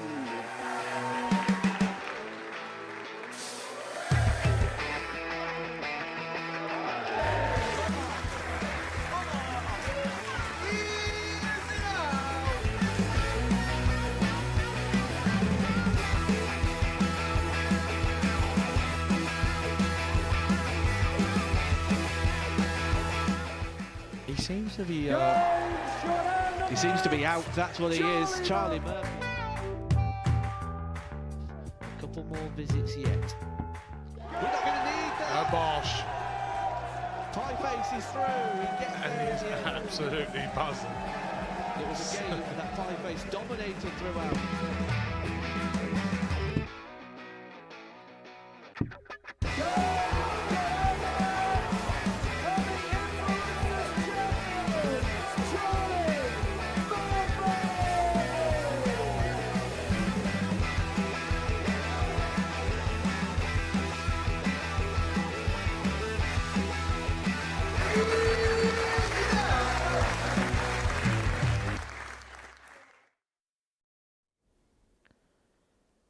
Welcome back to the Modus Super Series, where we are halfway through the evening's action. Let me just run you through what's happened so far. Richard Rowlands opened his Champions Week campaign with a win over Marvin van Velzen. Steve West then got the better of Tom Sykes. Adam Paxton's first Champions Week match was a win over Rowlands, who went down 4-3, having won 4-3 in his first game. Marvin van Velzen then reversed Steve West's scoreline from his first match, and Tom Sykes got a 4-0 win against Adam Paxton with an average of 113.43. That means that every single player has got one win to their name so far, and every single player who's thrown first in any match has gone on to win that match. We thought this might be a tight group and tough to call. It is proving to be the case that somebody will get to 4 points here, but will it be Richard Rowlands or Steve West? Let's find out in the company of the asset Paul Nicholson and Scotty Dog Mitchell. Many thanks. And we needed that breather, didn't we? Because Sykes out of the blocks and he left Paxton in his dust. But this group could not be better poised. We've seen great bounce back ability from Sykes. We've seen Rowlands with a brilliant first game, and he worried Paxton in game 3. But now we go to the next half of Thursday night into the early hours of Friday. And before anything starts in this match, Mr. Mitchell, 6 minutes dead to get rid of Adam Paxton. That just adds a little bit of extra cherry on the top, doesn't it, to that 113 plus average? Yeah, absolutely. It was rat-tat-tat darts at its finest. It really was. First leg, it's Richard to throw I first. just having a look at the table there after 5 games, and Adam Paxton being bottom of the table, having thrown a 95 average and a nigh on 92. And he's won 1 and lost 1, and he's sat bottom. How does that work? It's just a sign of what this group is all about. It's about what Champions Week is all about. The margins become finer than ever, and we're seeing that again this evening. 40. Well, just to break things down, you've got Richard Rowlands, you've got Adam Paxton,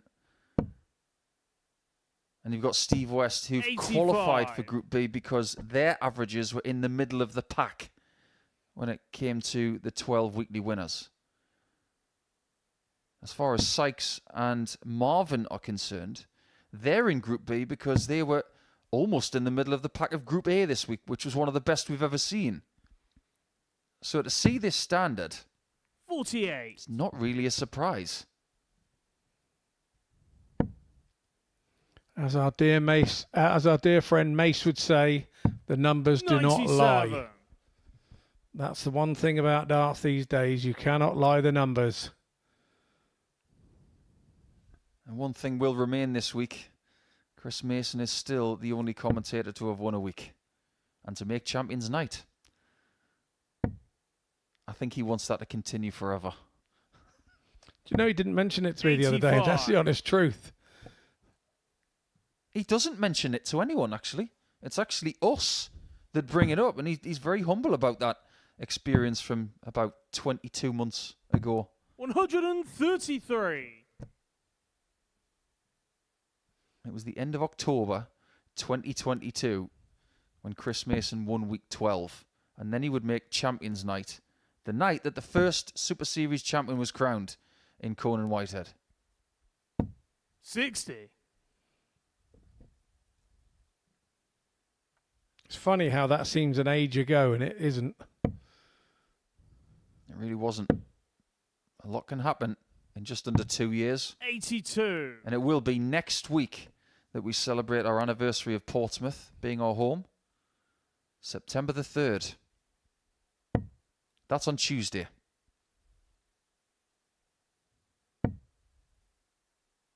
How does Rowlands bounce back after losing against Paxton? He didn't do a great deal wrong. Almost averaged 95, 3 out of 3 on the doubles. But he hasn't started this match very well. 80.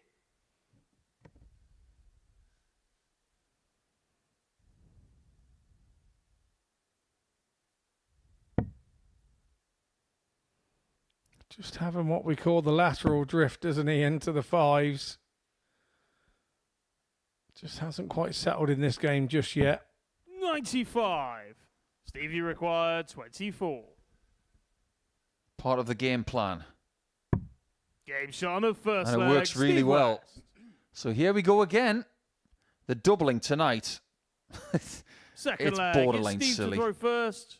Game on. And we have, over the last couple of days, seen world-class doubling from everyone. 60. We're talking about 40% as a collective, group-wide, for the last couple of days. That is not the norm. Here at the Modus Super Series, week on week, the average is somewhere between 85.5 and 86.5. 33% on doubles, possibly 34. But when we come to this part of a series, every single time, it goes up. Maybe one notch, possibly two. Yeah. 100. I think special is the word we're looking for. It is a special group of players here we have together. And you know how in 2024 and some previous years, information has been seen as the new currency. The amount of information that we get about these players, not just about what they can do week-wide or series-wide, but what they can take to other tours as well, it's more important than ever. What people do here, it has an effect on the Challenge Tour. It has an effect on the Pro Tour. It has an effect everywhere. And that's because they're playing so many games and learning about themselves at a rapid rate. For me, the way that the Super Series works is like the Super Series is in the middle. 100. And all the points from the outside come to join in the middle, like make it like a star. The Super Series is the center of the star. And all other organisations at this particular moment in time are having players in here. But the one thing they all have in common is the Super Series. Well, Matthew Edgar coined the phrase, "This is where worlds 59. collide." And he said that about 18 months ago. We have repeated that line ever since because it is so true. 40. Richard, you require 167. Steve showing pretty good signs of patience in this game. He's going to spend more time thinking about his shots than executing them in this match.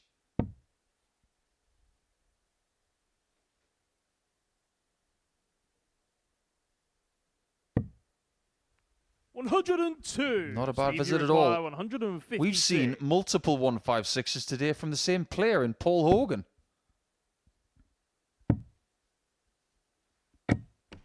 $68. Oh, that's a bit cruel. Richard, you require 65.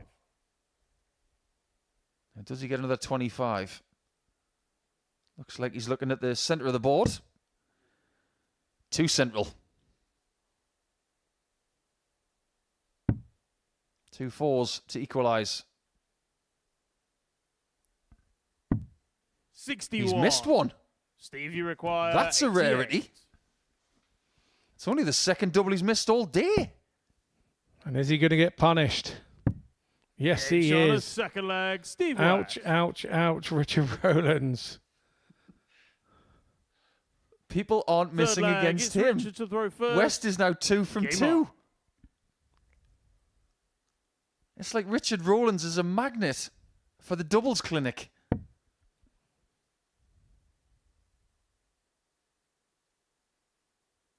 By the end of the night, I'm going to be fascinated to see what the percentage is for Group B. 100. We may have to rewrite the record books at this rate.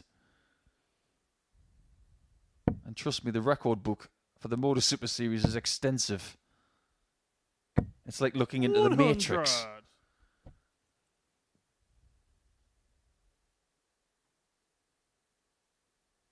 I think there's one thing on multiple minds here this week. West, Duff, 96. Sykes.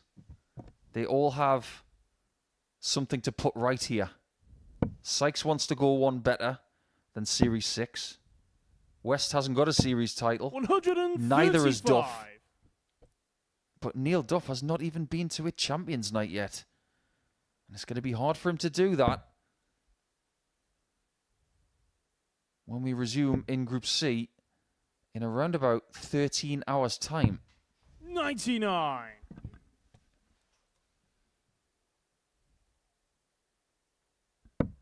West has been to a Champions Night before, but hasn't succeeded yet. 96. It's almost the only thing that's missing. He hasn't played in a double start week yet, or any sort of special. But all of the things he's played, he's mastered them, apart from the big dance. 96. Steve, you require 170. I'm reminded, we were mentioning commentators earlier. I'm reminded by our dear friend Henry Deacon that Rob Mullenkamp is a commentator in Holland, and he made Champions 43. Week. Richard, you require 110. Yeah, but he hasn't commentated here. Well, I was just about to come to that, but hopefully he's now gone to sleep and we will have no more messages from him. You're talking about Ron or Henry? Definitely Henry. I actually named Ron the Bomb. That was me that nicknamed him. Oh, really? Yeah. Oh, we're going to delve into that one then. And he sent me one of his shirts. Steve, you require 120. Hold on to your hats. Is Steve West going to be perfect again?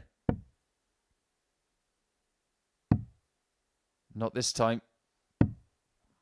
46.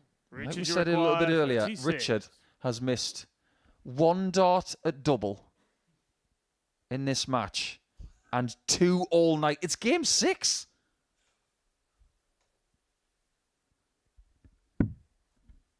Probably the worst dart he's thrown a double all night.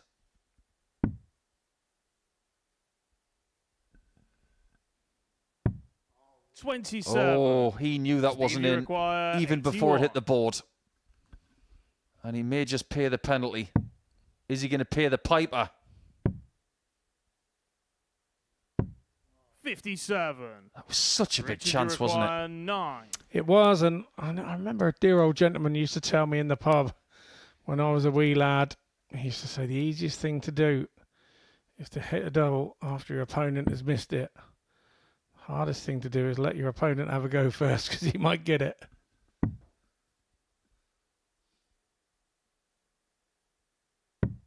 Seven. Twos may Steve, you lose require this time. 24. 2 darts at double 12 missed. Can he afford to give West 3 more? Game shot on Turns third out he leg, can't. Steve West. You can win games of darts here at the Modus Super Fourth Series leg, it's so Steve to many throw different first. ways. You Game can on. win in 6 minutes flat, averaging 113 plus. At the minute, West is winning this one with 50% on the doubles, but an average 33 140. points less than the last completed game.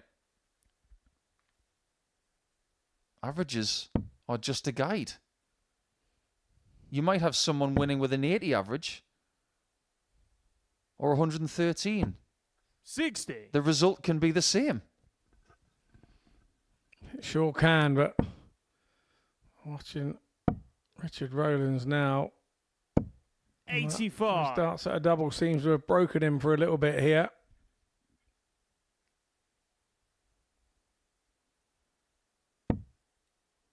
Doesn't seem to be getting a marker dart in there.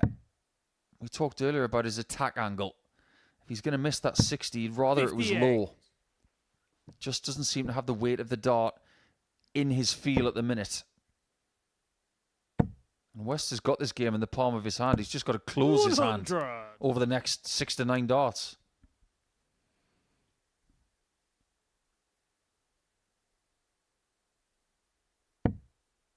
It's going to take a big effort from here from Rowlands. 207 here behind. 100. A ton doesn't really make any inroads. You can't see West slipping up. But one of the beautiful things about this sport 46. is it doesn't matter how far ahead you are. If you don't hit your double, you won't win the leg. It's maybe the fairest sport on the planet. Because nobody's going to do it for you. And it can't be given to you. 96. Steve, you require 130. He's had a ton plus checkout tonight. In both games. 65. 101 in his first, 106 in his next. He doesn't want one in this one. He wants to get rid of that 65 and be on 4 points to be the first person to do that. 123. Rowlands lost concentration there. Should have kept on it.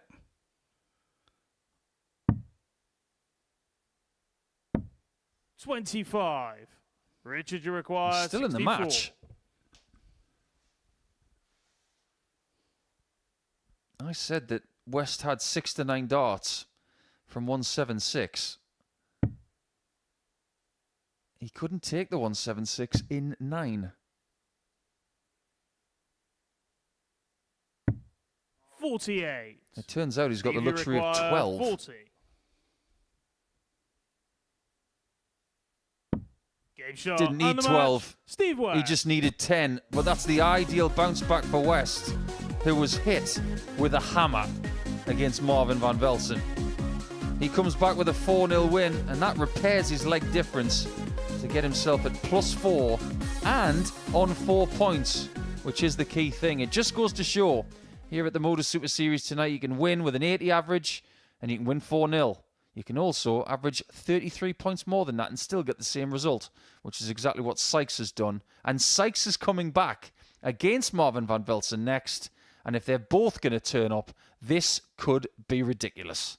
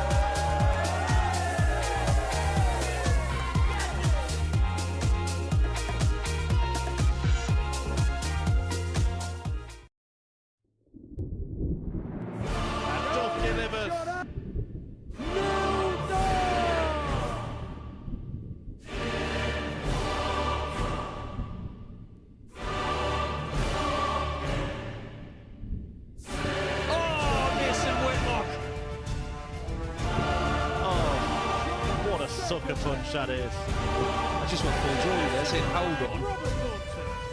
And taken superbly by Mitchell.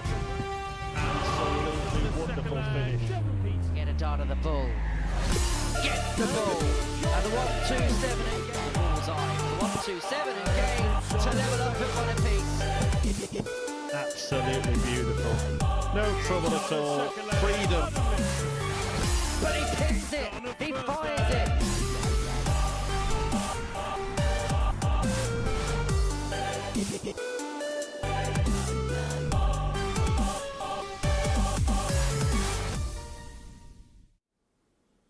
Yeah, Series 8 may be over at the end of Saturday night when somebody lifts the trophy and becomes the latest champion here at the Super Series, but do not despair. The fun doesn't stop. In fact, we've got an incredible week for you next week. Double Trouble 2 coming your way, and one of the greatest lineups of players ever assembled. It's double start. Neil Duff, of course, won the first Double Trouble event earlier, and one of these specials weeks, it's first to 3 legs, double in, double out, and we've got the likes of Mason Whitlock, Devon Peterson, Ted Everts in Group C later in the week, Jeff Smith, Adam Lipscomb and Bradley Brooks in Group B. And in Group A, Duff defends his title, Richie Burnett, Andreas Harrison, who couldn't defend the series title but is in action for Double Trouble, John Henderson, Robert Thornton, and a very familiar face, a new challenge for you, isn't it, Scott Mitchell?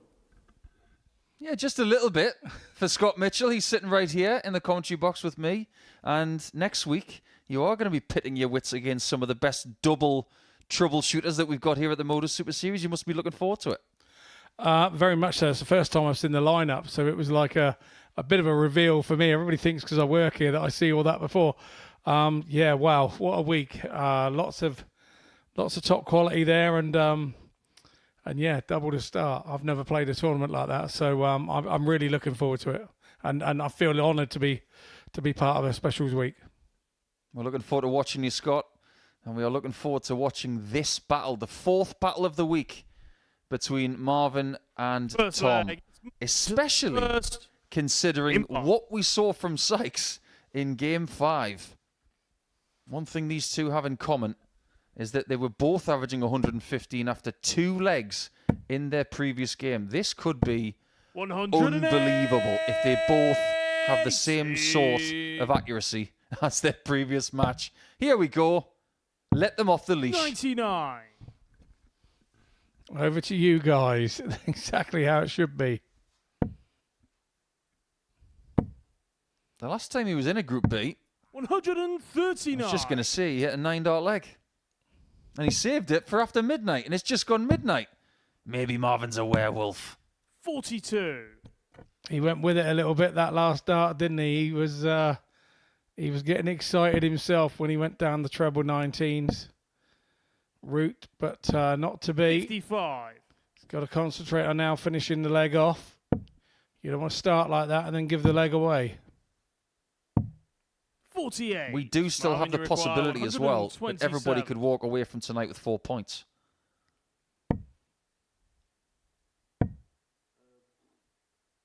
Well, he didn't want to hit that. He scored 96, which leaves him on 31. That'll do very nicely. He's going for treble 9 for tops. But this right here, this is the game that could be very hard for Sykes to win. I will explain why. Possibly in a second. Double 2. 14. Well, that was all very strange. A little bit of an experience there. You wouldn't have really gone so hard at the double 2 with the last dart with 99. Your opponent being on 219. Marvin, you require 2. Do you think he should have bust it? I'm not saying he should have bust it, but what I'm saying is he maybe should have left double 4 first rather than madhouse that is double 1, because that could happen. Tom, you require and now Tom Sykes has a very realistic chance at this 120. He couldn't see the 60. 70. And he Marvin, didn't get a second shot 2. at the bullseye because he didn't get the first one. But he has left the bullseye anyway, of sorts. This is not the first leg I envisaged. No score. Not at all. Tom, you require 50. Is this experience going to infect Marvin's game? Double 16 for Tom. This would be such a big steal. Game shot of first That's leg, so much Tom of a Sykes. steal that Tom Sykes needs to wear his black and white top. He's probably got Second one. leg, it's Tom to throw first. And mentally, as a player, you just don't get those legs back, do you? You have to work so hard to win legs. And when you kind of make that... And the mistake came when he left himself the double one. 53. There's no two ways about it. Couldn't agree more.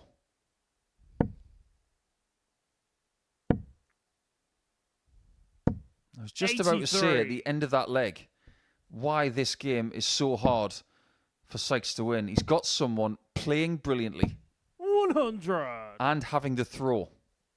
One of the fairest things about Group B and Group C is that you have the darts an equal amount of times per day. 140. Yeah. So, Sykes being against the darts here, it puts him up against it. Very valid point, mate. And you do think of that when I'm playing in the groups. I look down, the first thing I see is how many starts I've got. Am I on the side with the 3 starts and the 2 seconds, or am I on the ones that you get 2 starts and 3 seconds? And that's the hardest. You know that you play slightly different in your head when it's like that.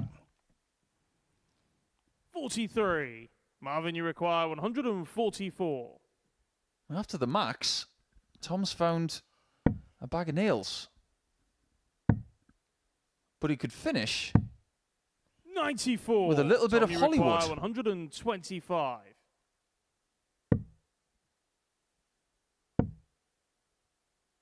Hollywood is the shot if you get bull 25 bull. Marvin, you require 50. This will be a great bounce back after missing 8 darts at a double in the previous leg. This could put it right. Game shot on a second leg. Exactly what he Marvin van needed Velzen. to equalise in Game 7 of the night. And if he beats Sykes, he will Third leg, equalise it's Marvin to their throw head-to-head first. record for the week. Currently stands at 2-1 Sykes after 2 4-3 on. victories in the last 2 days for that man right there. I don't know if you caught that, but there was a little celebration from Marvin, and that look from Sykes was as if to say, okay, game on. Yeah, there's a lot of players that 140. these days do give it a little bit. Sometimes it's not to wind the opponent up. Sometimes it's just in front of themselves, for themselves. 140. Some do it back. You see it a lot at local comps where there's a couple of main rivals. You don't see them anywhere else, and they're like back in each other's face the whole leg, and then it's all smiles and everything at the end. But it can sometimes go so very wrong. The higher you go, and if you bring that to the table, then sometimes you're going to get your fingers burnt. Oh, that's so true. You bring a vocal game. You got to bring game. 127. Yeah, spot on. That's exactly it.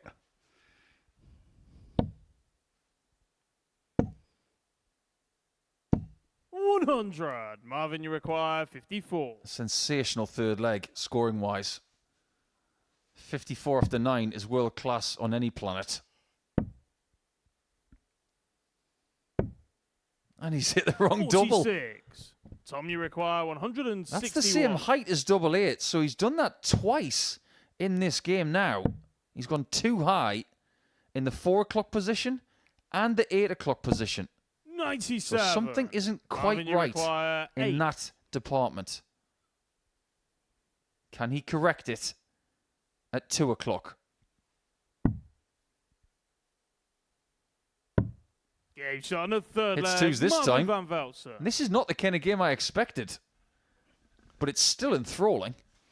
Fourth To be leg, fair to it's Van Tom Velzen throw here, you've got to first. hand him a little bit of credit, because it would have been very easy after that first leg to have capitulated, because obviously the first throw of the second leg was a 180 from Tom 140. Sykes, and it would have been easy for all the darting demons in the head to say, you've blown it and it's your own fault, you've made a mistake, but he hasn't done that. He's battled his way back, and I'm not saying he's going to win the game, but what I'm saying is I've been impressed with his mental strength in the last 2 legs. 180. Now, correct me if I'm wrong, as we see our 4th 180 of this game already, and it's only leg 4. 28. Richard Rowlands has got 1 game left in tonight's quarter. It is against Sykes. 100. This may sound really strange, but I think Richard's got a better chance of winning that game if Sykes wins this game. Because you saw, everybody, what Sykes did after losing his first game tonight. He came back 81. like he was somebody angry with a barbed wire bat, as if to say, I will not lose this time. Game shot on the 4th leg. Yeah, you're very right. He did come back, looked like he'd been chewing a barbed wire polo, didn't he? 5th leg, it's Marvin to throw He first. was not a happy Game on. bunny. Yeah, I don't think those would sell very well. Doesn't matter how minty they are. 134. The only thing that would have a hole is your tongue. I honestly, the more I see of Sykes, the more I'm impressed with him. But the thing is, what we've seen from him in the last 12 months, his periodic improvement, we are starting to see that from Marvin as well. It's not saying that he's going to reach the same level. He's got a 9 dart leg here. He's had big averages. He's won a week. But the story is, more players at this level are improving the way that these guys are than ever before. Yeah, absolutely. And with Tom Sykes, I actually sit on a table with him and a bunch of Yorkshire people at the Challenge Tour. And obviously, having been around him now with England, his persona on the board, this determined little terrier character, is quite a jovial, jokey character off the board. But like I say, he knows when to have his 10 minutes before a game and get himself psyched up and ready to go. Psyched up. Do you like what I did there? Psyched up and ready to go. And he knows how to do that. And when you're playing these long days 80. And these long groups, you have to have a little bit of that. And he's learning that, and he's just improving and improving. And like I say, he's 64. a young man with a bright future. Yeah, we were talking earlier in the week. If Sykes was to make it to the Pro Tour next year, for example, there would be a collective groan in Portsmouth of, "Aw, that means we don't get to see Tom anymore." Tom, you require 100. Well, are we going to see the back of leg 5 this way? 10s. Oh, it was on a good line. It just deviated right. And Marvin is very happy about that. Absolutely. If he'd have had fatter points, that'd have been in.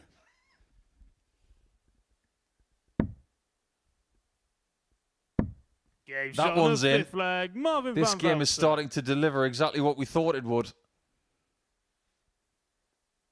If Sykes wants 4 points alongside West, with a game to spare, he has to go 2 out of 2 from here. 100. It was like a double fist celebration there from Marvin. Going to the board, not directing his opponent. It was all about himself, cheering himself up. But even when you do that going to the board, your opponent can see it from behind and kind of... 100. It can tickle his funny bone, can't it? Absolutely right. I've been here for Champions Weeks before. This one, at this stage, feels 95. a little bit extra special. We've got Scott sitting at home, probably watching this, surveying his competition. 140. Seeing his record average for the week beaten. There are people who can attain silly levels here this week. And that's exactly what you need on Saturday nights, providing that you get there. 85. Tom, you require 161. Which is why it's very hard to predict who's going to win this week.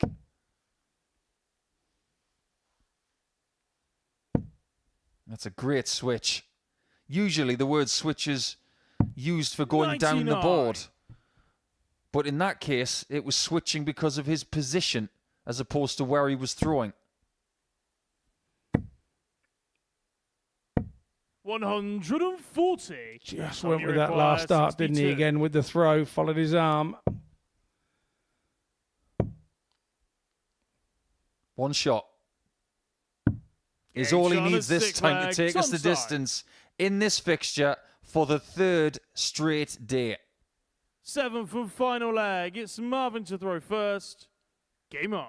They've played all but one leg that they could this week. On Monday, it was 4-2 Van Velzen. Since then, they've played everything. Fair to say this is a very fair fight. 139.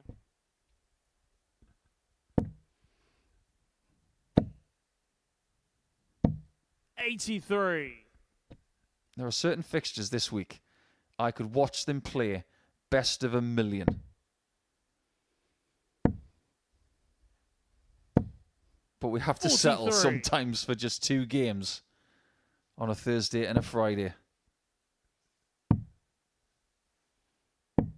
93. That could be a key shot. They can both leave a finish with their next 3 if they can find something huge. But it's Van Velzen who retains the throw.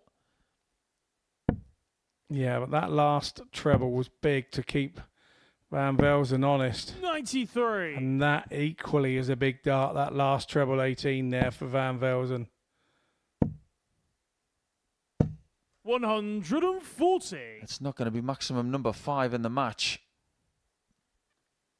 Tom is still relying on mistakes from Marvin. They're not coming. 140. He's very happy with that. It could have been better. All you can do from this position is leave yourself handy. And he's done that. 145. Over to you, Marvin. Marvin, you require 86. Is it full stop time? Or is it past the buck time? Special setup play there from Sykes. Should get a dart at the ball. Bullseye. 61. Well, you can't get any closer than hitting 40. It from there. One person misses a shot. One person hits a shot. That was that game in a nutshell. And for the 3rd consecutive day, Tom Sykes beats Marvin by 4 legs to 3. And after losing his first game of the night, Sykes has rebounded and he stares down the lens with gumption. He had the better average for the majority of the match. But Marvin, when he sees the stats, all he's going to look at is those 15 misses at the darting double. Well, what a game that was, alongside the other 6. But when we come back, it's going to be Steve West who's going to finish his quota of 4 matches tonight. And if he beats Adam Paxton, he's going to have 6 points for his efforts.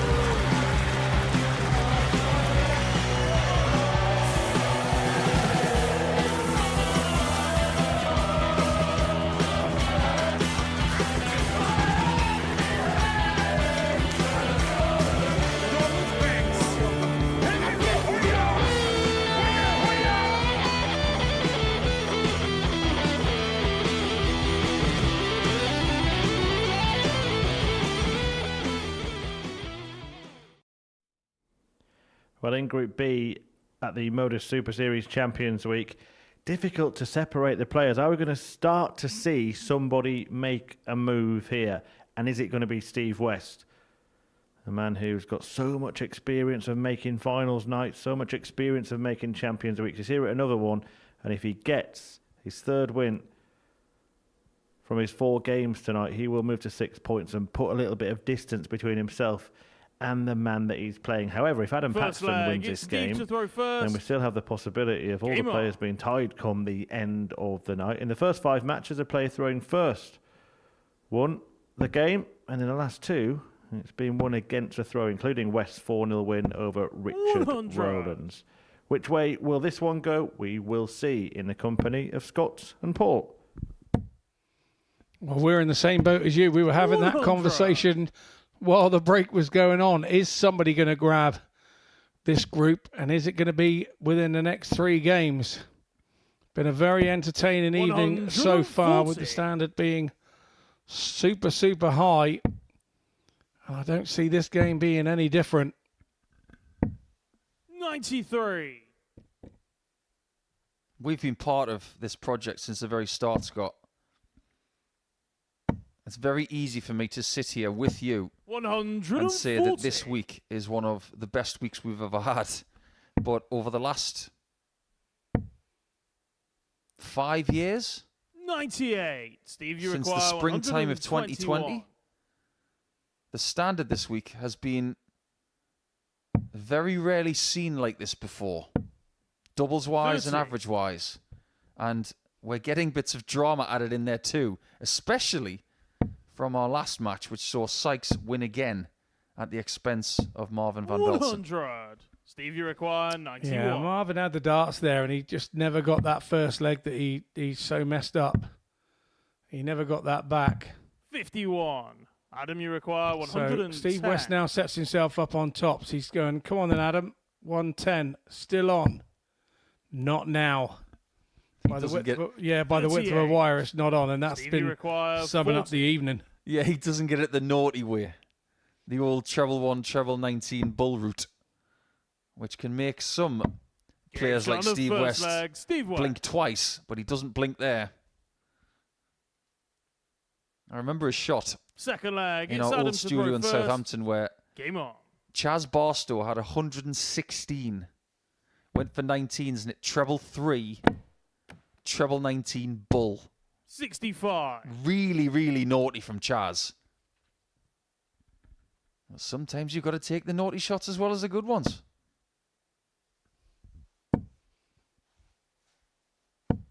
Yeah, you sure have. Some of the routes that you unfortunately have to go because you force yourself into the situation 60. is crazy. There are some probability routes that where you play the laws of averages, but some of those are very strange. I remember Bobby George telling me a 1-2-1 route 57. involving treble 14 with the first dart. And, and the 14 leaves 107, so you're going back down there anyway, so you know your first 2 darts is bang, bang. 100. The only thing going that way you can't hit is a single 9, and anything else you still leave yourself on a shot. Which I've got to be honest, I've done that on 5 occasions and achieved it. 58. All 5 occasions against Richie George. The ultimate irony. And he just laid the gauntlet down to somebody this week to try 121 that route. 140. So that means Connor Scott's going to try it on Saturday. Now, if Steve West was on 136, he'd go 16s first. 100. Adam, you require 136. 6 16s leave tops. However, the textbook would usually say a treble 20s for double 8.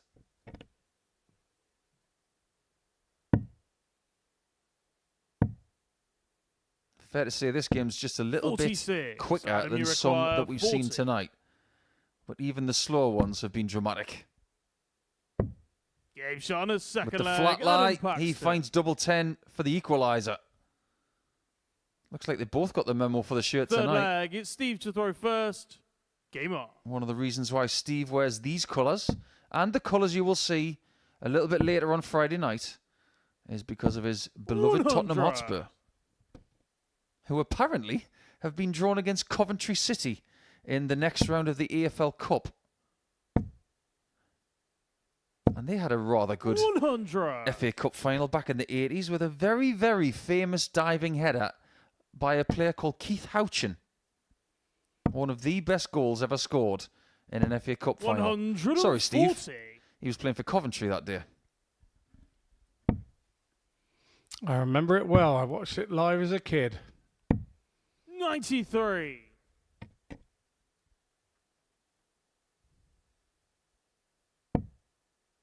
Can't really get a better first start than that. That's what happens when he finds it. It's like a Venus flytrap, that 60, when he finds that first one. It just collects everything and says, come in here. 56. Steve, you require 81. So 81 coming back in for West End. Treble 19 doesn't need to go the ball route. 41. Pretty much the only time you'll find someone who isn't displeased with a score of 41. 100. Steve, you require 40. Doesn't have a care in the world on that stage right now. Unless he misses double 10.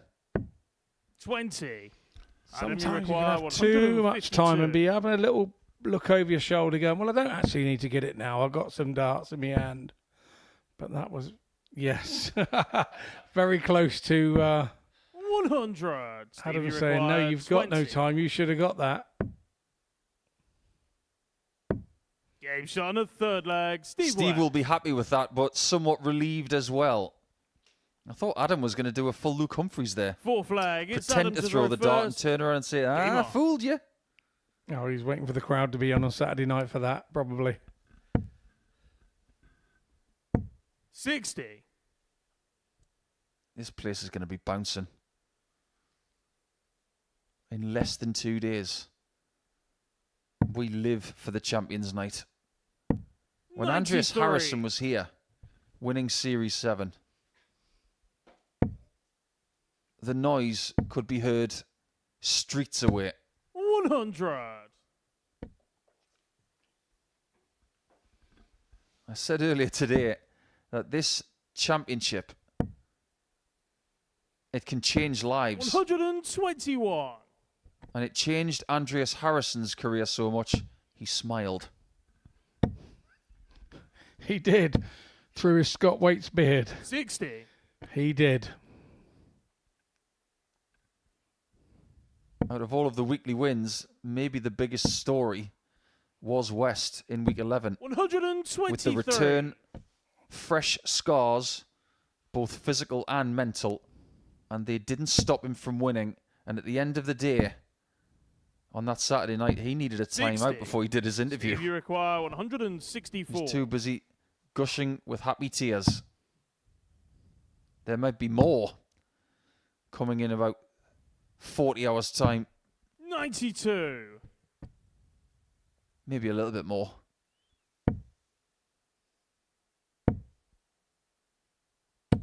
$60. Steve, you require The despair 72. from Paxton. There'll be more of the despair if Tops is found. Game shot on the fourth flag. Steve West. Yeah, nicely done from Steve West.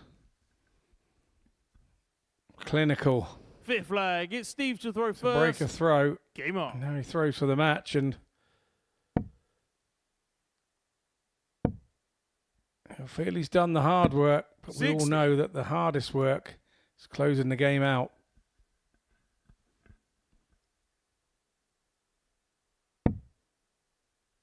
If West and Duff qualify for Saturday night, there's going to be a 96. raging debate as to who is the GOAT of the Super Series. Because Littler, who's got 2 series titles, has 2 weeklies as well. For a grand total of 4. 180. West has 5 weekly titles. Duff has 4 plus a special week. 100. That argument is for another day.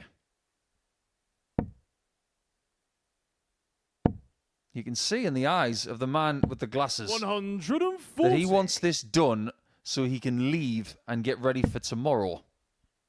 And if he walks away with 6 points, he's going to be, well, the best phrase is cock-a-hoop.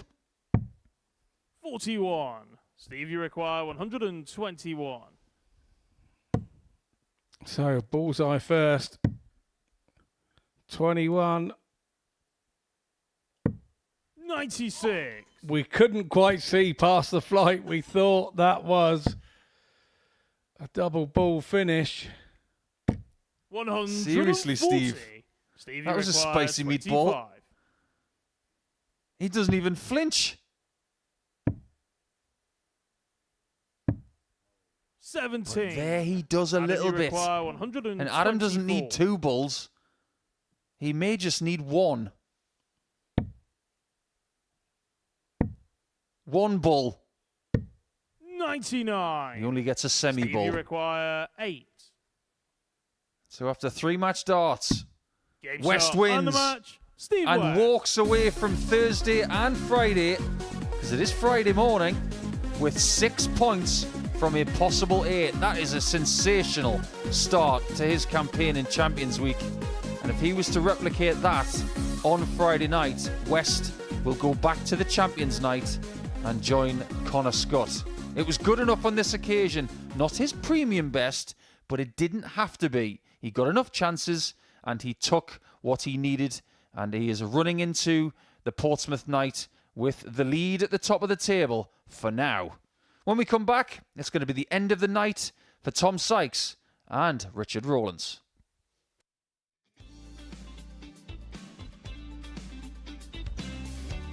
Fabulous start from the young man. Right. World Youth Champion. Oh, what a response that is from his father.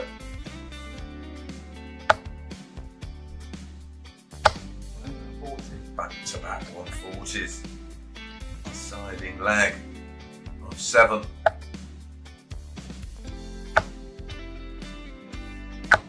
My goodness, back-to-back 180s. Well, we've seen 2 9s in last year's Modus League.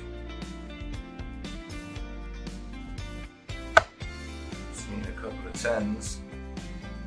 Not seen a 9 yet in the Online Darts Live League.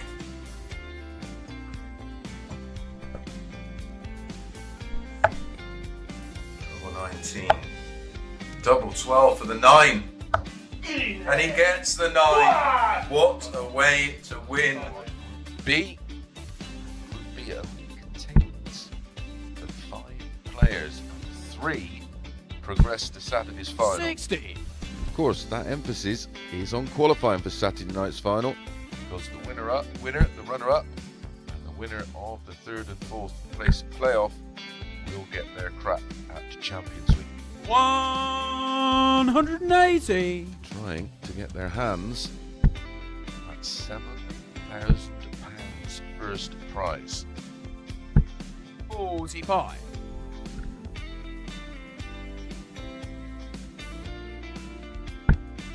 Some of you on the forums are here. 180. Oh, welcome back, Martin. Where have you been? Where did you go? 100. Martin, you require 141.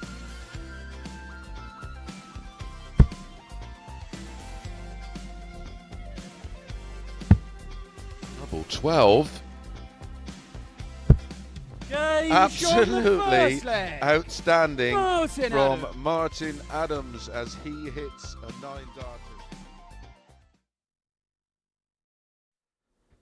Well, just 2 Arrows encounters to come here at the Live Lounge in Portsmouth, UK, on the opening night of Group B action on Champions Week in Series A. And we're going to see Richard Eric Rowlands complete his first Champions Week night here. 1 win for Rowlands. It came in his first match against Marvin van Velzen.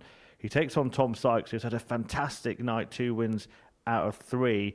And in his win against Adam Paxton earlier, averaged 113.43. Only Luke Littler has averaged more than that on a Champions Week to date. Can we see Sykes reproduce here? It's time to find out with Scott and Paul. Let's see the final instalment of early Friday morning from Sykes then. And you've got to say, from a standard perspective, when it comes to averages at least, Richard may be up against it here, because Sykes not only has the better form in the last couple of games, he's also got the darts in game 9. And if he's got that vicious look in his eye... Tom to throw first. Game on.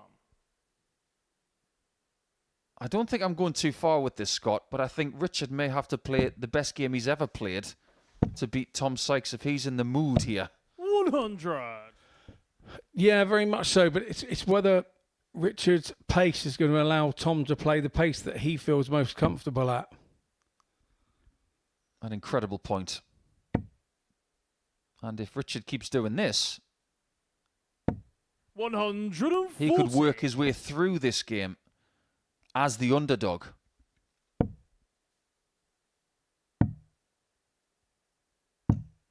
$46. I can obviously answer this question as a dart player myself, but I'd like to get your take on it.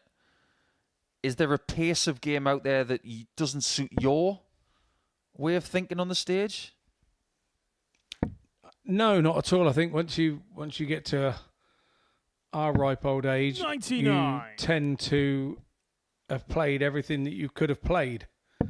And yeah, there are some days that certain games will get you, but it's kind of not purposeful. It's about you dictating the way that you want to play. And if people want to run around in a circle or try to slow you down, I probably get more people trying to slow me down than speed me up. 98. And so I tend to play the slower players not quite as well as I do the quicker players, because quicker players is just more the norm. But 57. It doesn't worry me in any way. If somebody wants to play me slow and that's their natural game, then all well and good. Now, Sykes hasn't started this game the same way that he started when he played Paxton. 96. But there's time yet. And Richard has just done his job, got himself down to a 2-darter after 4 visits, 100. and proving to Sykes that he's going to be very hard to stop.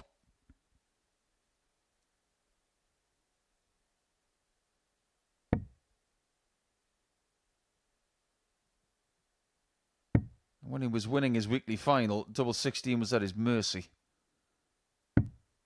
52. And let's not forget as well, there's a similarity between winning a week on a Saturday night and a Thursday and Friday night, because you've got to play 4 games. And when Rowlands played that Saturday night, 64. he saved his best Richard, for game 4. 16. This is game 4. Yeah, there's definitely a similarity and a familiarity about it as well. Game son of first leg, Richard Rowlands. He placed that dart in there with such ease. And the immediate break Second leg, changes Richard things. To throw first. Game on. That advantage of throw is gone.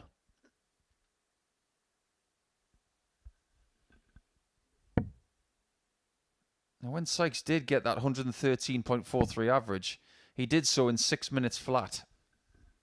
You only have a game that quick if you're playing someone who's also fairly swift. 100. But like Chris Murphy mentioned at the top of this game, there's only one person who's averaged more than that 113.43 in a Champions Week. 43. And that was Luke Littler against Rhys Robinson in Series 4.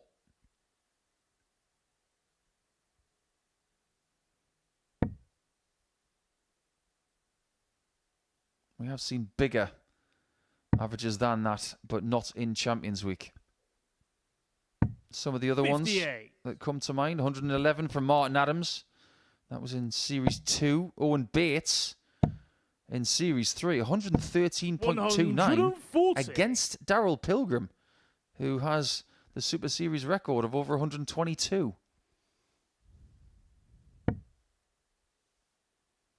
I do wonder, because tomorrow is going to be very tense and there's going to be a lot of focus 40. and determination. What kind of ceiling could we get on Friday? Who knows? If it goes tense, you don't know. It could drop off and people be limping across the line. But 140. I don't think that's the way with these groups that we've got here. I think it will be hammer down and get on with the job. And the thing that proves your point, because I was sitting in a seat in our studio on Tuesday afternoon speaking about that very subject, and I was 95. convinced that after everybody'd averaged as a collective 91.5 on Tuesday, I thought that would drop on Wednesday because of the tension of winning the group. 58. It went up. It went past 92 as a collective. yeah, I agree. Like I said earlier, I was watching Tuesday thinking it was going to be moving day, and 4 of the 5 did move, and 140. we had Tom, you require 120. everybody except Thomas Banks within a game of the top. It was a fascinating Tuesday.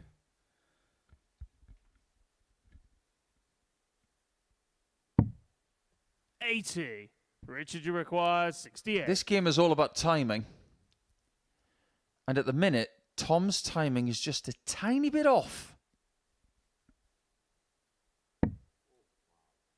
Can Rowlands expose that with a 17 and a bull? You can't even get the 17.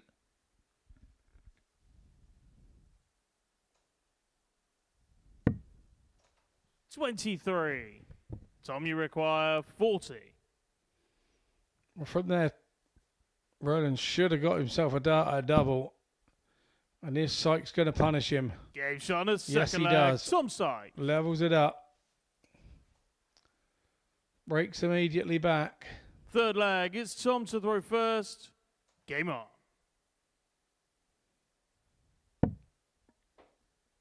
What this game is proving is that you've got to win games 96. different ways. Very rarely are you going to have a day like Connor Scott did yesterday, where most of your performances are delightful. Yeah, showed some sort of consistency that 99. is needed here on Champions Week. Well, for example, if Sykes was to have the game 96. stop right here, standard-wise, he's averaging 80, meaning his range for the night would be 33 points from top average to bottom. That's too much. Yeah, it is. It's far too much, but to average that 113 again 59. or anywhere near, even if he drops off by 13 points, to be averaging 100 again would be very difficult after that. Your body's, your body's taking it all in. It was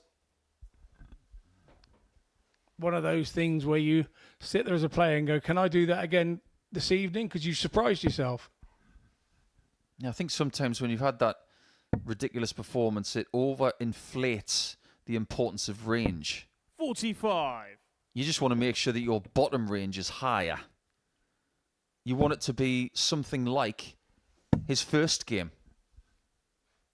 He did lose it 4-1 to West, but he averaged just under 90. He wants that to be his bad game now.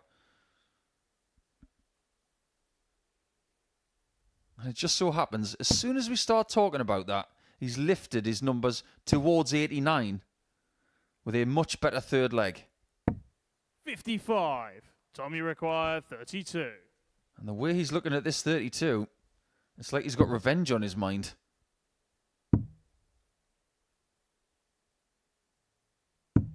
No score. Again, we see the player having a bit of time. Not quite hitting the target. We've seen it already this evening where your opponent takes advantage of that, throws with a little freedom. 108. And now he's under all sorts of pressure for the 32 with Rolands sat on 63. After playing darts for so many years, Tom Sykes. and even though he lost the leg, Richard Rowlands still enjoyed that 180. Four flag. It's Richard to throw first. Game on. Never take 180s for granted. You never know when you'll hit your last one. No, you're not wrong, mate. Not wrong at all.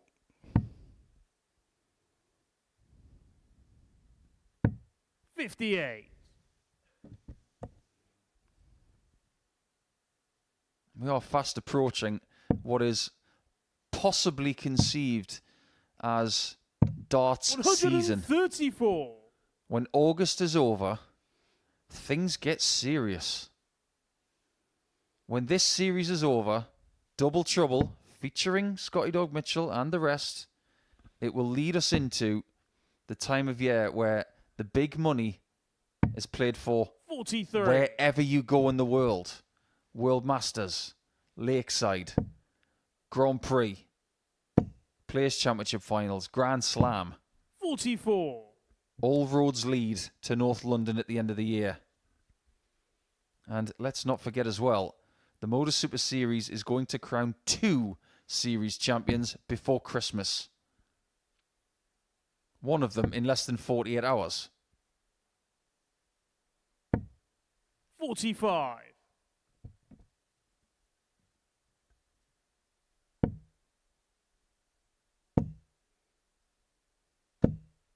$100.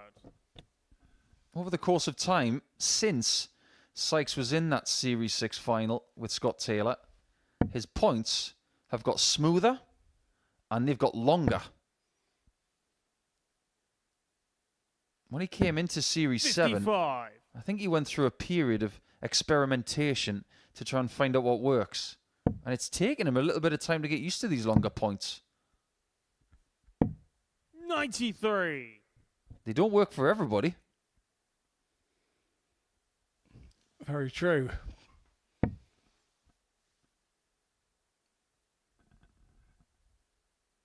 You put longer points in everybody's darts. Some people will thrive. 81. Some other people's Tommy setups require will completely 130. feel imbalanced. And then you find them trying to change their throw slightly and where they grip the dart. And then it all becomes a little bit unnatural to try and make that point work. 71. Absolutely right.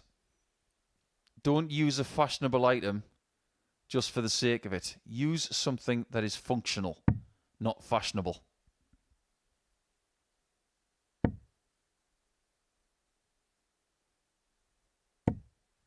Great approach. Just in case Sykes stumbles. 59. He's only one out of every 3 shots at double.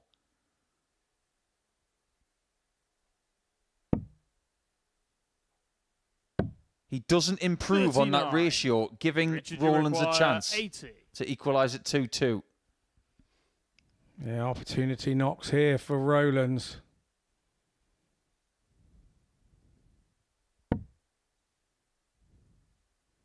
Now it's avoiding that treble. He does just about by clipping the top of the flight and going up. One at tops for 2-2. 40. Tommy He did not required take his 20. eye off that double top bed the entire time.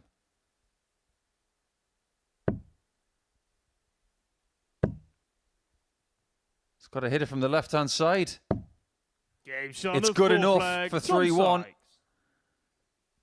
The best that Sykes can do is finish on 6 Fifth flag. points It's Tom to throw and first. a leg difference of +5. Game on. He cannot catch Steve West. Doesn't matter. It's all about position and possibility. And 6 points overnight. 57. That is a good night's work. As for Rowlands, the best he can do is if he wins the next 3 legs straight. He'd have 4 points and a leg difference of -3. 85. Everybody has won at least 1 game tonight, which means come Friday night from 10 o'clock on the Modus Super Series YouTube channel, everyone still has a 100. chance. And that's all you ask of yourself going into that last evening of play. By virtue of some of the rules when it comes to the mathematics of Group B, 140. because everybody's won a match. It means that if Steve West wins 2 games on Friday night, he's through. 60. That will be the case for Sykes as well if he wins this one.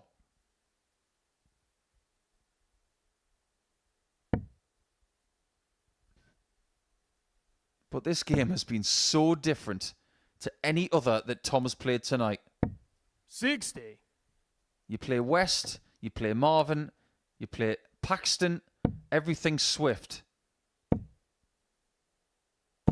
And right here, 140. whether he wins the game or loses it, Tom will admit that this is the hardest game he's played tonight. Yeah, it is a big one, because if he turns this into a win, it makes tomorrow night so much easier for him. 97. Tom, you require 144. Match point Sykes. Double 12. That's how you finish a campaign. Tom Sykes. With a flourish. He's not going to top the table, but that really is a good night's work. And leaving your campaign for the day with a shot like that is something we have seen this week already from Jimmy Van Schie and from Marvin van Velzen, who hit 144s and 132s. It wasn't a vintage Tom Sykes performance. It was workmanlike. And most of his work has been done tonight, giving him 6 points from a possible 8. When we come back, we're going to grab a word with Tom.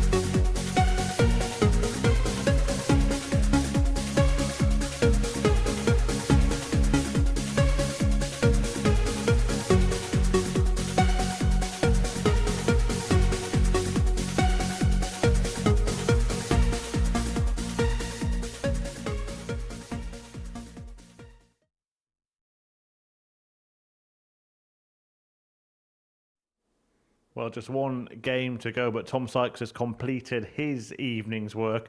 And what a night he's had, Tom Sykes, tonight. 3 wins from his 4 matches, as you can see there. Everything that's happened. He's got the same record as Steve West, but has produced a higher ceiling in one of those games, that 4-0 win against Adam Paxton in the middle, an average of 113, the second highest ever Champions Week average behind Luke Littler. He's gone on to win his final game as well against Richard Eric Rowlands, and he's now downstairs ready for a little chat with Paul Nicholson. Tom Sykes, 3 wins from 4 in Group B and Champions Week. You must be really pleased with that. Yeah, I've played really well tonight. Got off to a slow start against Steve, but I felt like my scoring didn't get going in the first couple of legs in that game, and it showed in the end. I got beat, but I've done well after that. You must be really pleased with the way you've been bouncing back this week, because when you lose a game, the person who gets it next really does get it. Yeah, that's normally the case, but the biggest thing for me now is to try and give it that all the time rather than having to lose a game to find it. Do you know what I mean? So, but yeah, I'm happy with where I played this week altogether, and hopefully it continues to tomorrow night. Are you learning more about yourself this week, on top of everything that you've learned about yourself in the last 12 months? Yeah, it's always, I'm always learning. I've only been playing for this game for like 12 years, and that's quite young for a dart player. So yeah, I'm always learning, and I'm always looking to take advice off people when I can get it. I told you about your average in your second game tonight being just short of the Champions Week record. I got the feeling that you were quite disappointed that you weren't as good as Luke Littler's record. Yeah, well, I didn't know about that until you just told me, but it has annoyed me a little bit. But I've still got another night tomorrow night and Champions night if I get there, so hopefully we can break it. Last game of the night against Richard, I asked you off the air, was that the most challenging game of the night compared to the other 3? Can you confirm with our audience what you were feeling going into that one? Yeah, it were difficult. The first 3 games I played, obviously they were a lot quicker than Richard is, and they were about my pace. But the first couple of legs of that last one there, I struggled to keep up with the pace a little bit, but I got into it in the end and managed to get the win. It must make you feel really, really proud that you're able to win the fast games, but also win the games that make you feel slightly uncomfortable. Yeah, that's the main thing that I try and learn, because obviously there's a lot of players that play fast, and I can play fast or slow now. I've learnt myself to play both, so yeah, it's a good thing to have in your arsenal. Well, congratulations on a great night tonight. 3 wins from 4, and we'll see you on Friday night. Yeah, thank you. Yeah, Tom Sykes along with Steve West, the best of the players in action in this group. Both of those have got to 6 points. Richard Rowlands ends the evening on 2, so this game is to determine who is the best of the rest, if you like. Marvin van Velzen and Adam Paxton going head-to-head. One of them will sit in 3rd place. Remember, the top 3 qualify from Group B on 4 points with a 50-50 record over the evening. The other one might leave a little disappointed, having won only one First of leg, their it's Adam 4 to throw matches first. in Group Game on. B. So it could prove to be crucial, this, come the end of tomorrow, and it will be the first match in this group on Friday night as well. And talking you through one last game, Paul Nicholson's return to the comms box to join 85. Scott Mitchell. Yeah, many thanks, Murph. I think this evening's players kind of thrown by. We're here game 10 already this evening, and it's been a very entertaining evening.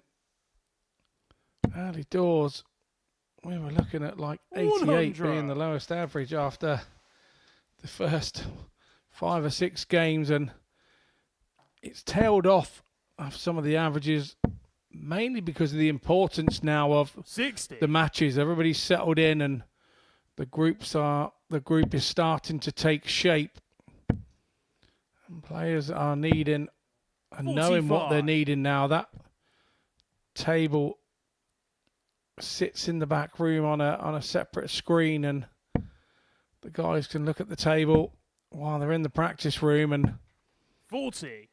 I think we're starting to find some of the guys looking at the table and starting to think, if I can win here and I can do here, because this is the shorter format, the Group B, it's the shorter format, 99. so the games can pass you by quite quickly. And we said earlier, you cannot really afford to lose 2 in a row without backing it up with a couple of wins in a row. 100. You aren't wrong, Mr. Mitchell. You've got 2 very happy parties in West and Sykes right now, 140. because they're not going to be caught. As for the winner of this one, They're going to be the jam in the sandwich. 105. There's going to be Adam, two you players require on 32. 2 points at the bottom of the table. 1 on 4 and 2 on 6. Game shot of first And leg. Adam starts pretty Paxton. well. If Marvin walks away with 2 points tonight, he's going to be very, Second very leg, it's displeased. Marvin to throw first. Because at times he's Game played on. some stunning darts. Well, yeah, absolutely. And he was a little unfortunate with his 99 average in the first game of the evening and 85. going down 4-3 to Richard Rowlands. He then sort of turns his night round and beats Steve West 4-1 with a 96 average. So looking very 57. convincing. And he then goes down 4-3 again, but this time to Tom Sykes with a 93 with Tom on a 97. In a game that 27. maybe there was a really scrappy leg at the start where he'd had 12 or 15 darts at a double to win that leg. And those scrappy ones, once you win them, 60. they're on the board and you don't get them back if you've lost them. So it's all about himself now, finding his route. And he's trying to compose himself. He's trying to compose himself without overthinking now here. Because that would be the 81. worst thing he could do now is overthink. He's got to get back into that momentum because he has played well all night.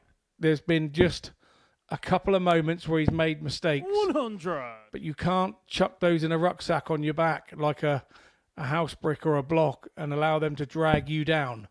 You've got to forget them, leave them behind, step over them and walk on. And 140. it's very easy just to say that, but it's very difficult to do. Sometimes in sports psychology, it's about finding 100. a little story that you can remember to help you move forward.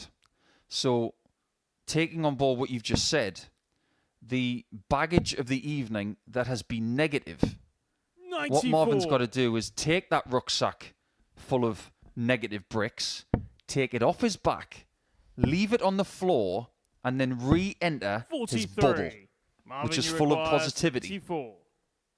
He will re-enter that bubble if he finds this 74. Game shot of second Nicely leg. done. Marvin van And Velzen. it's amazing how quickly it can turn. Just doing something positively, it's amazing how your game Third can leg, turn. it's But Adam to throw first. yeah, for Game me, on. even the stuff that needs to, the baggage that needs to go out, it needs to go in the recycling, and you need to remember it so that you don't make that same mistake again. So it needs to be recycled rather than thrown away. Do you know what, Scott? We sit next to many a person in broadcasting and many a player in what we do. 180. It's very, very easy to speak to someone who knows about the mental journey. 96. You know that journey. And the way you articulate it doesn't just educate our audience. It gives them an indication of what champions need to do. Yeah, very much so. It is the mental side of the game now is 121. huge. Now the mental side of the game has always been huge. Where Mr. Bristow was having to go at Mr. Wilson and Mr. Anderson and all those around him, because that was the mentality of the game at that time. Sounds like two neighbours having an argument. Oh, Mr. Bristow's having a go at Mr. Wilson again. 100. Mr. Anderson's Marvin, you getting in the middle of require it saying, 101. all right, lads, it's only a game of darts. But it is a gladiatorial sport. And that is a Shot 12 of darter third for leg, Marvin, Marvin van Velzen. who has rediscovered his bubble in the last couple of legs. Yeah, absolutely. Fourth flag, He it's has. Marvin to throw first. And we didn't mention Mr. Game George there, the Liberace of the old the shirts and everything back in the day. He'd have a little ding dong with Mr. Bristow as well back in the day. 108. Can you believe that was 44 years ago? Marvin has now started the last couple of legs with a max. 100. And he's on a bit of a rampage. Almost as if he said to himself, I am not leaving this place without another couple of points. 135. The 74 started it. You were absolutely spot on when you said, could this turn his game around? And it did immediately. 60. And the fact that he got it in 2 assists that even more. Yeah, well, in your head, you're saying, well, you know, I can do this. I'm being nice and clean here. This is clinical. This is what I want. You see 74 on the board and you dream in your head that it goes in 2. 100. Marvin, you require 46. The way that Marvin's playing at the minute, he's a bit like my dessert tonight. He's gone bananas.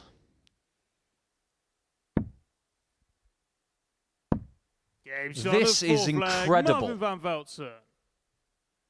And Adam Paxton is being served up. 5th flag. It's Adam to throw first. Game on. Like an ace from Goran Ivanisevic right now. This is so accurate, fast and effective from Marvin.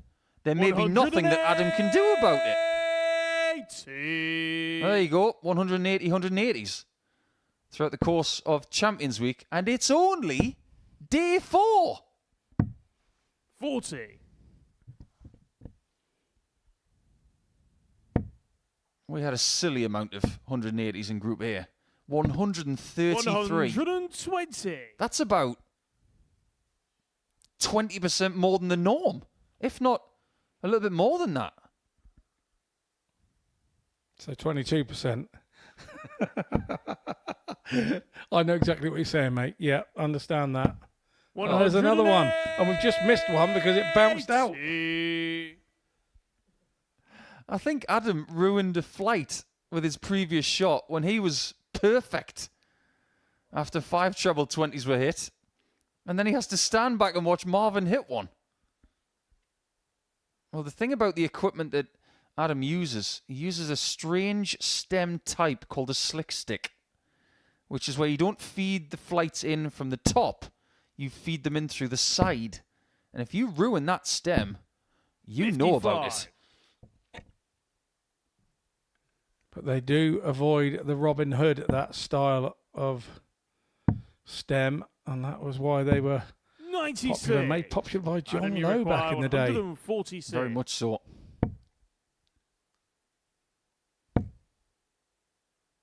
I think Phil Taylor liked them at some point, didn't he?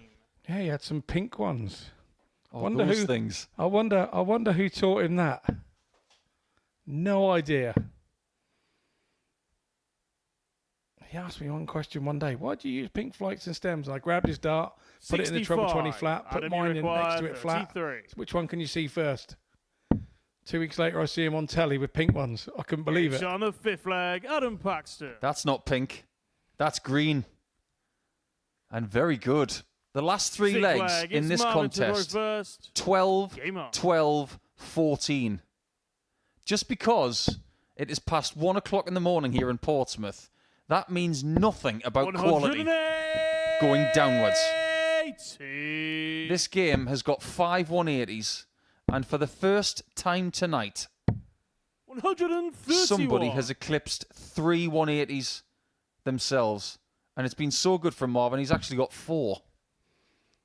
Yeah, this time of night, it's usually just the kebab shop over the road that's smouldering. But we've got a game that's cooking here.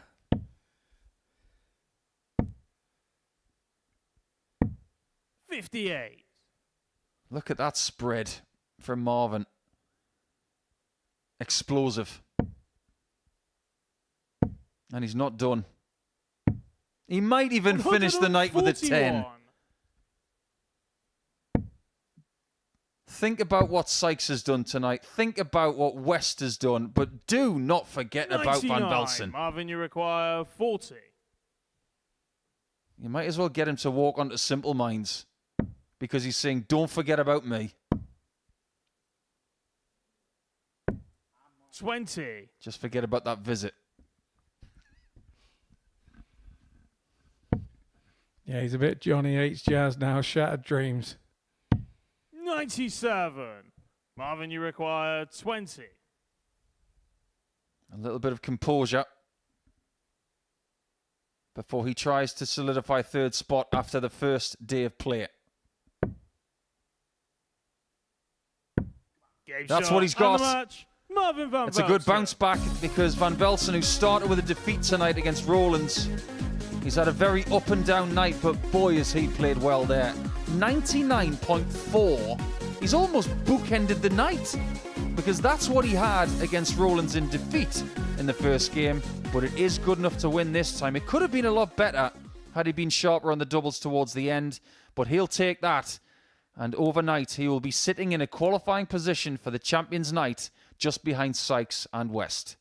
The end of the night for us, with myself, Mr. Mitchell and Mr. Murphy, is coming up after the break.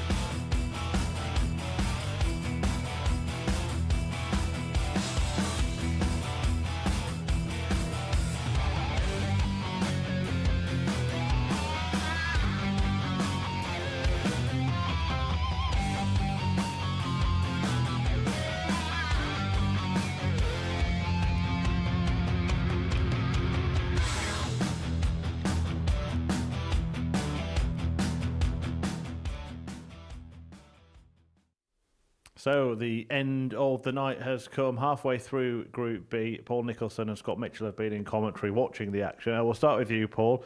Has it been as you expected or something different to that?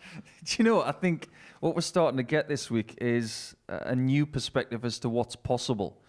Did we expect anybody to average over 113? Do you know what? I think we probably did. And we've had predictions from other people sitting in these chairs this week. Some of them, and most of them, have been very, very positive. But I'm not surprised to see somebody putting that kind of marker out there. But the dramatic games that we've had, real good 4-3s, as well as really good tight tussles, that's what we expect from a Group B in Champions Week. Scott, your first appearance this week, was it worth the wait?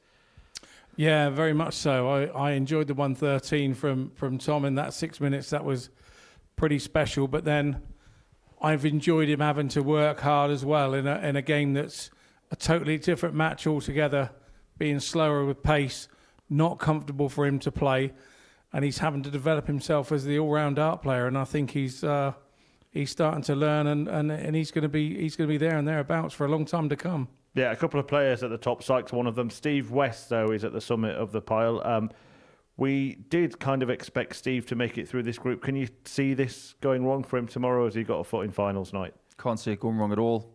I think the most important thing overnight is that he revels in the fact that he's done a very good job tonight. But what he's done masterfully tonight is he's played each game individually. He hasn't looked too far ahead. He has understood the threat from every player. He's obviously done his homework. He didn't look like he was uncomfortable with the pace of Rowlands. He understood that game was going to be slow. Against everybody else, he knew exactly what he was going to get, and predominantly he found a win. Great point, isn't it? You can't buy experience, and he showed it tonight.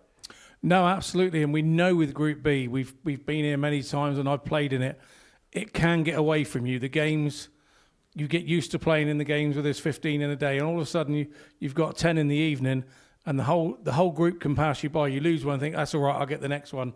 And Steve hasn't done that at all. He's focused on the next one coming up, then looked over his shoulder. Once he's done the business there, he's then looked at the next one. And like you say, experience in this situation is just seeing him through. No doubt last year who the Super Series belonged to in Luke Littler and what he's achieved since then.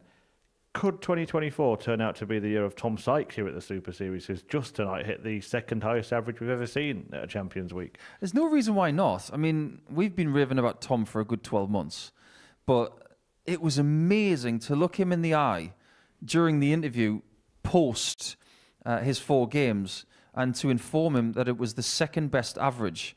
And he looks at that, he looked disappointed at the fact that it wasn't the best. That tells you everything about his ambition. He's going to need performances like that if he wants to be a world-class player at times. But like Scott mentioned, he's learning to play games and win games different ways. And to be a Super Series champion and to be an icon of this place, that's something you have to do. If you look at Littler winning weeks, he's won with 117 average. He's won a series against Osborne where he didn't play great at all in that final, and that proves the point. Yeah, and the same could be said about Marvin van Velzen. He seems to find ways to win when he needs to. Yeah, I think he's been a little bit unfortunate tonight. One of those 4 threes could have gone his way, and he already had the win on the board then, and that would have made that last game a little bit easier for him. But the fact that it wasn't easier and the fact that he stepped up actually impressed us even more because he was chasing the game.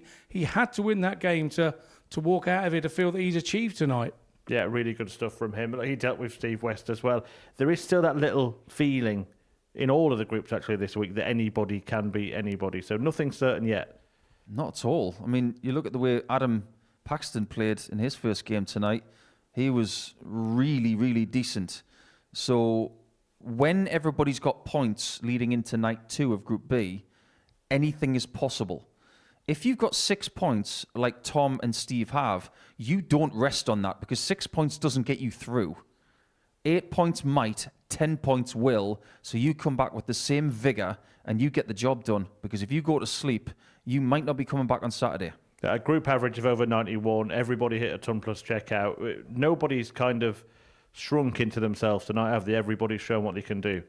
Yeah, and I have to say that at times, some of them have missed certain moments in a game and let their opponent get away. Tomorrow, it could be them having those moments and them getting back on top of their opponents. It's been a really tight game. Some of the results haven't sort of gone the way that they looked like they were going. So if they get reversed tomorrow, we could, who knows, let's have a 9-dart shootout. I'll give you the job, Paul, of dissecting the group table. This is how it looks going into the final night of action. It'll be the last chance to qualify this time tomorrow. 4 points from top to bottom. We did, in the middle of the night, think that they might all have the same amount of points come the end of the evening.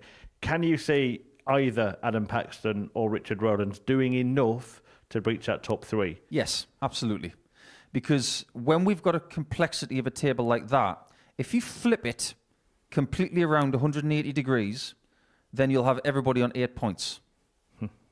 That's something that would get everybody talking. But if you think about it logically, that can happen. Like Scott mentioned, if somebody just comes off the top a little bit and the bottom 2 and the person in the middle just start to do the right things at the right times, we could have a situation where Tom Sykes and Steve West do not qualify and find themselves on the same points as everybody else.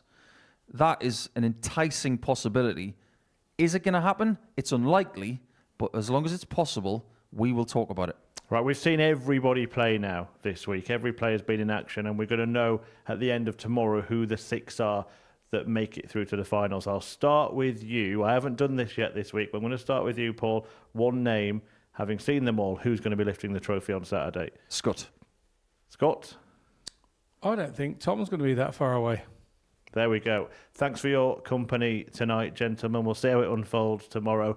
Do join us for a double dose of darts once again when we will find out the final 5 players to join Connor Scott at Champions Night on Saturday. The action gets back underway from 1 p.m. live here on the Modus Super Series YouTube channel. See you then.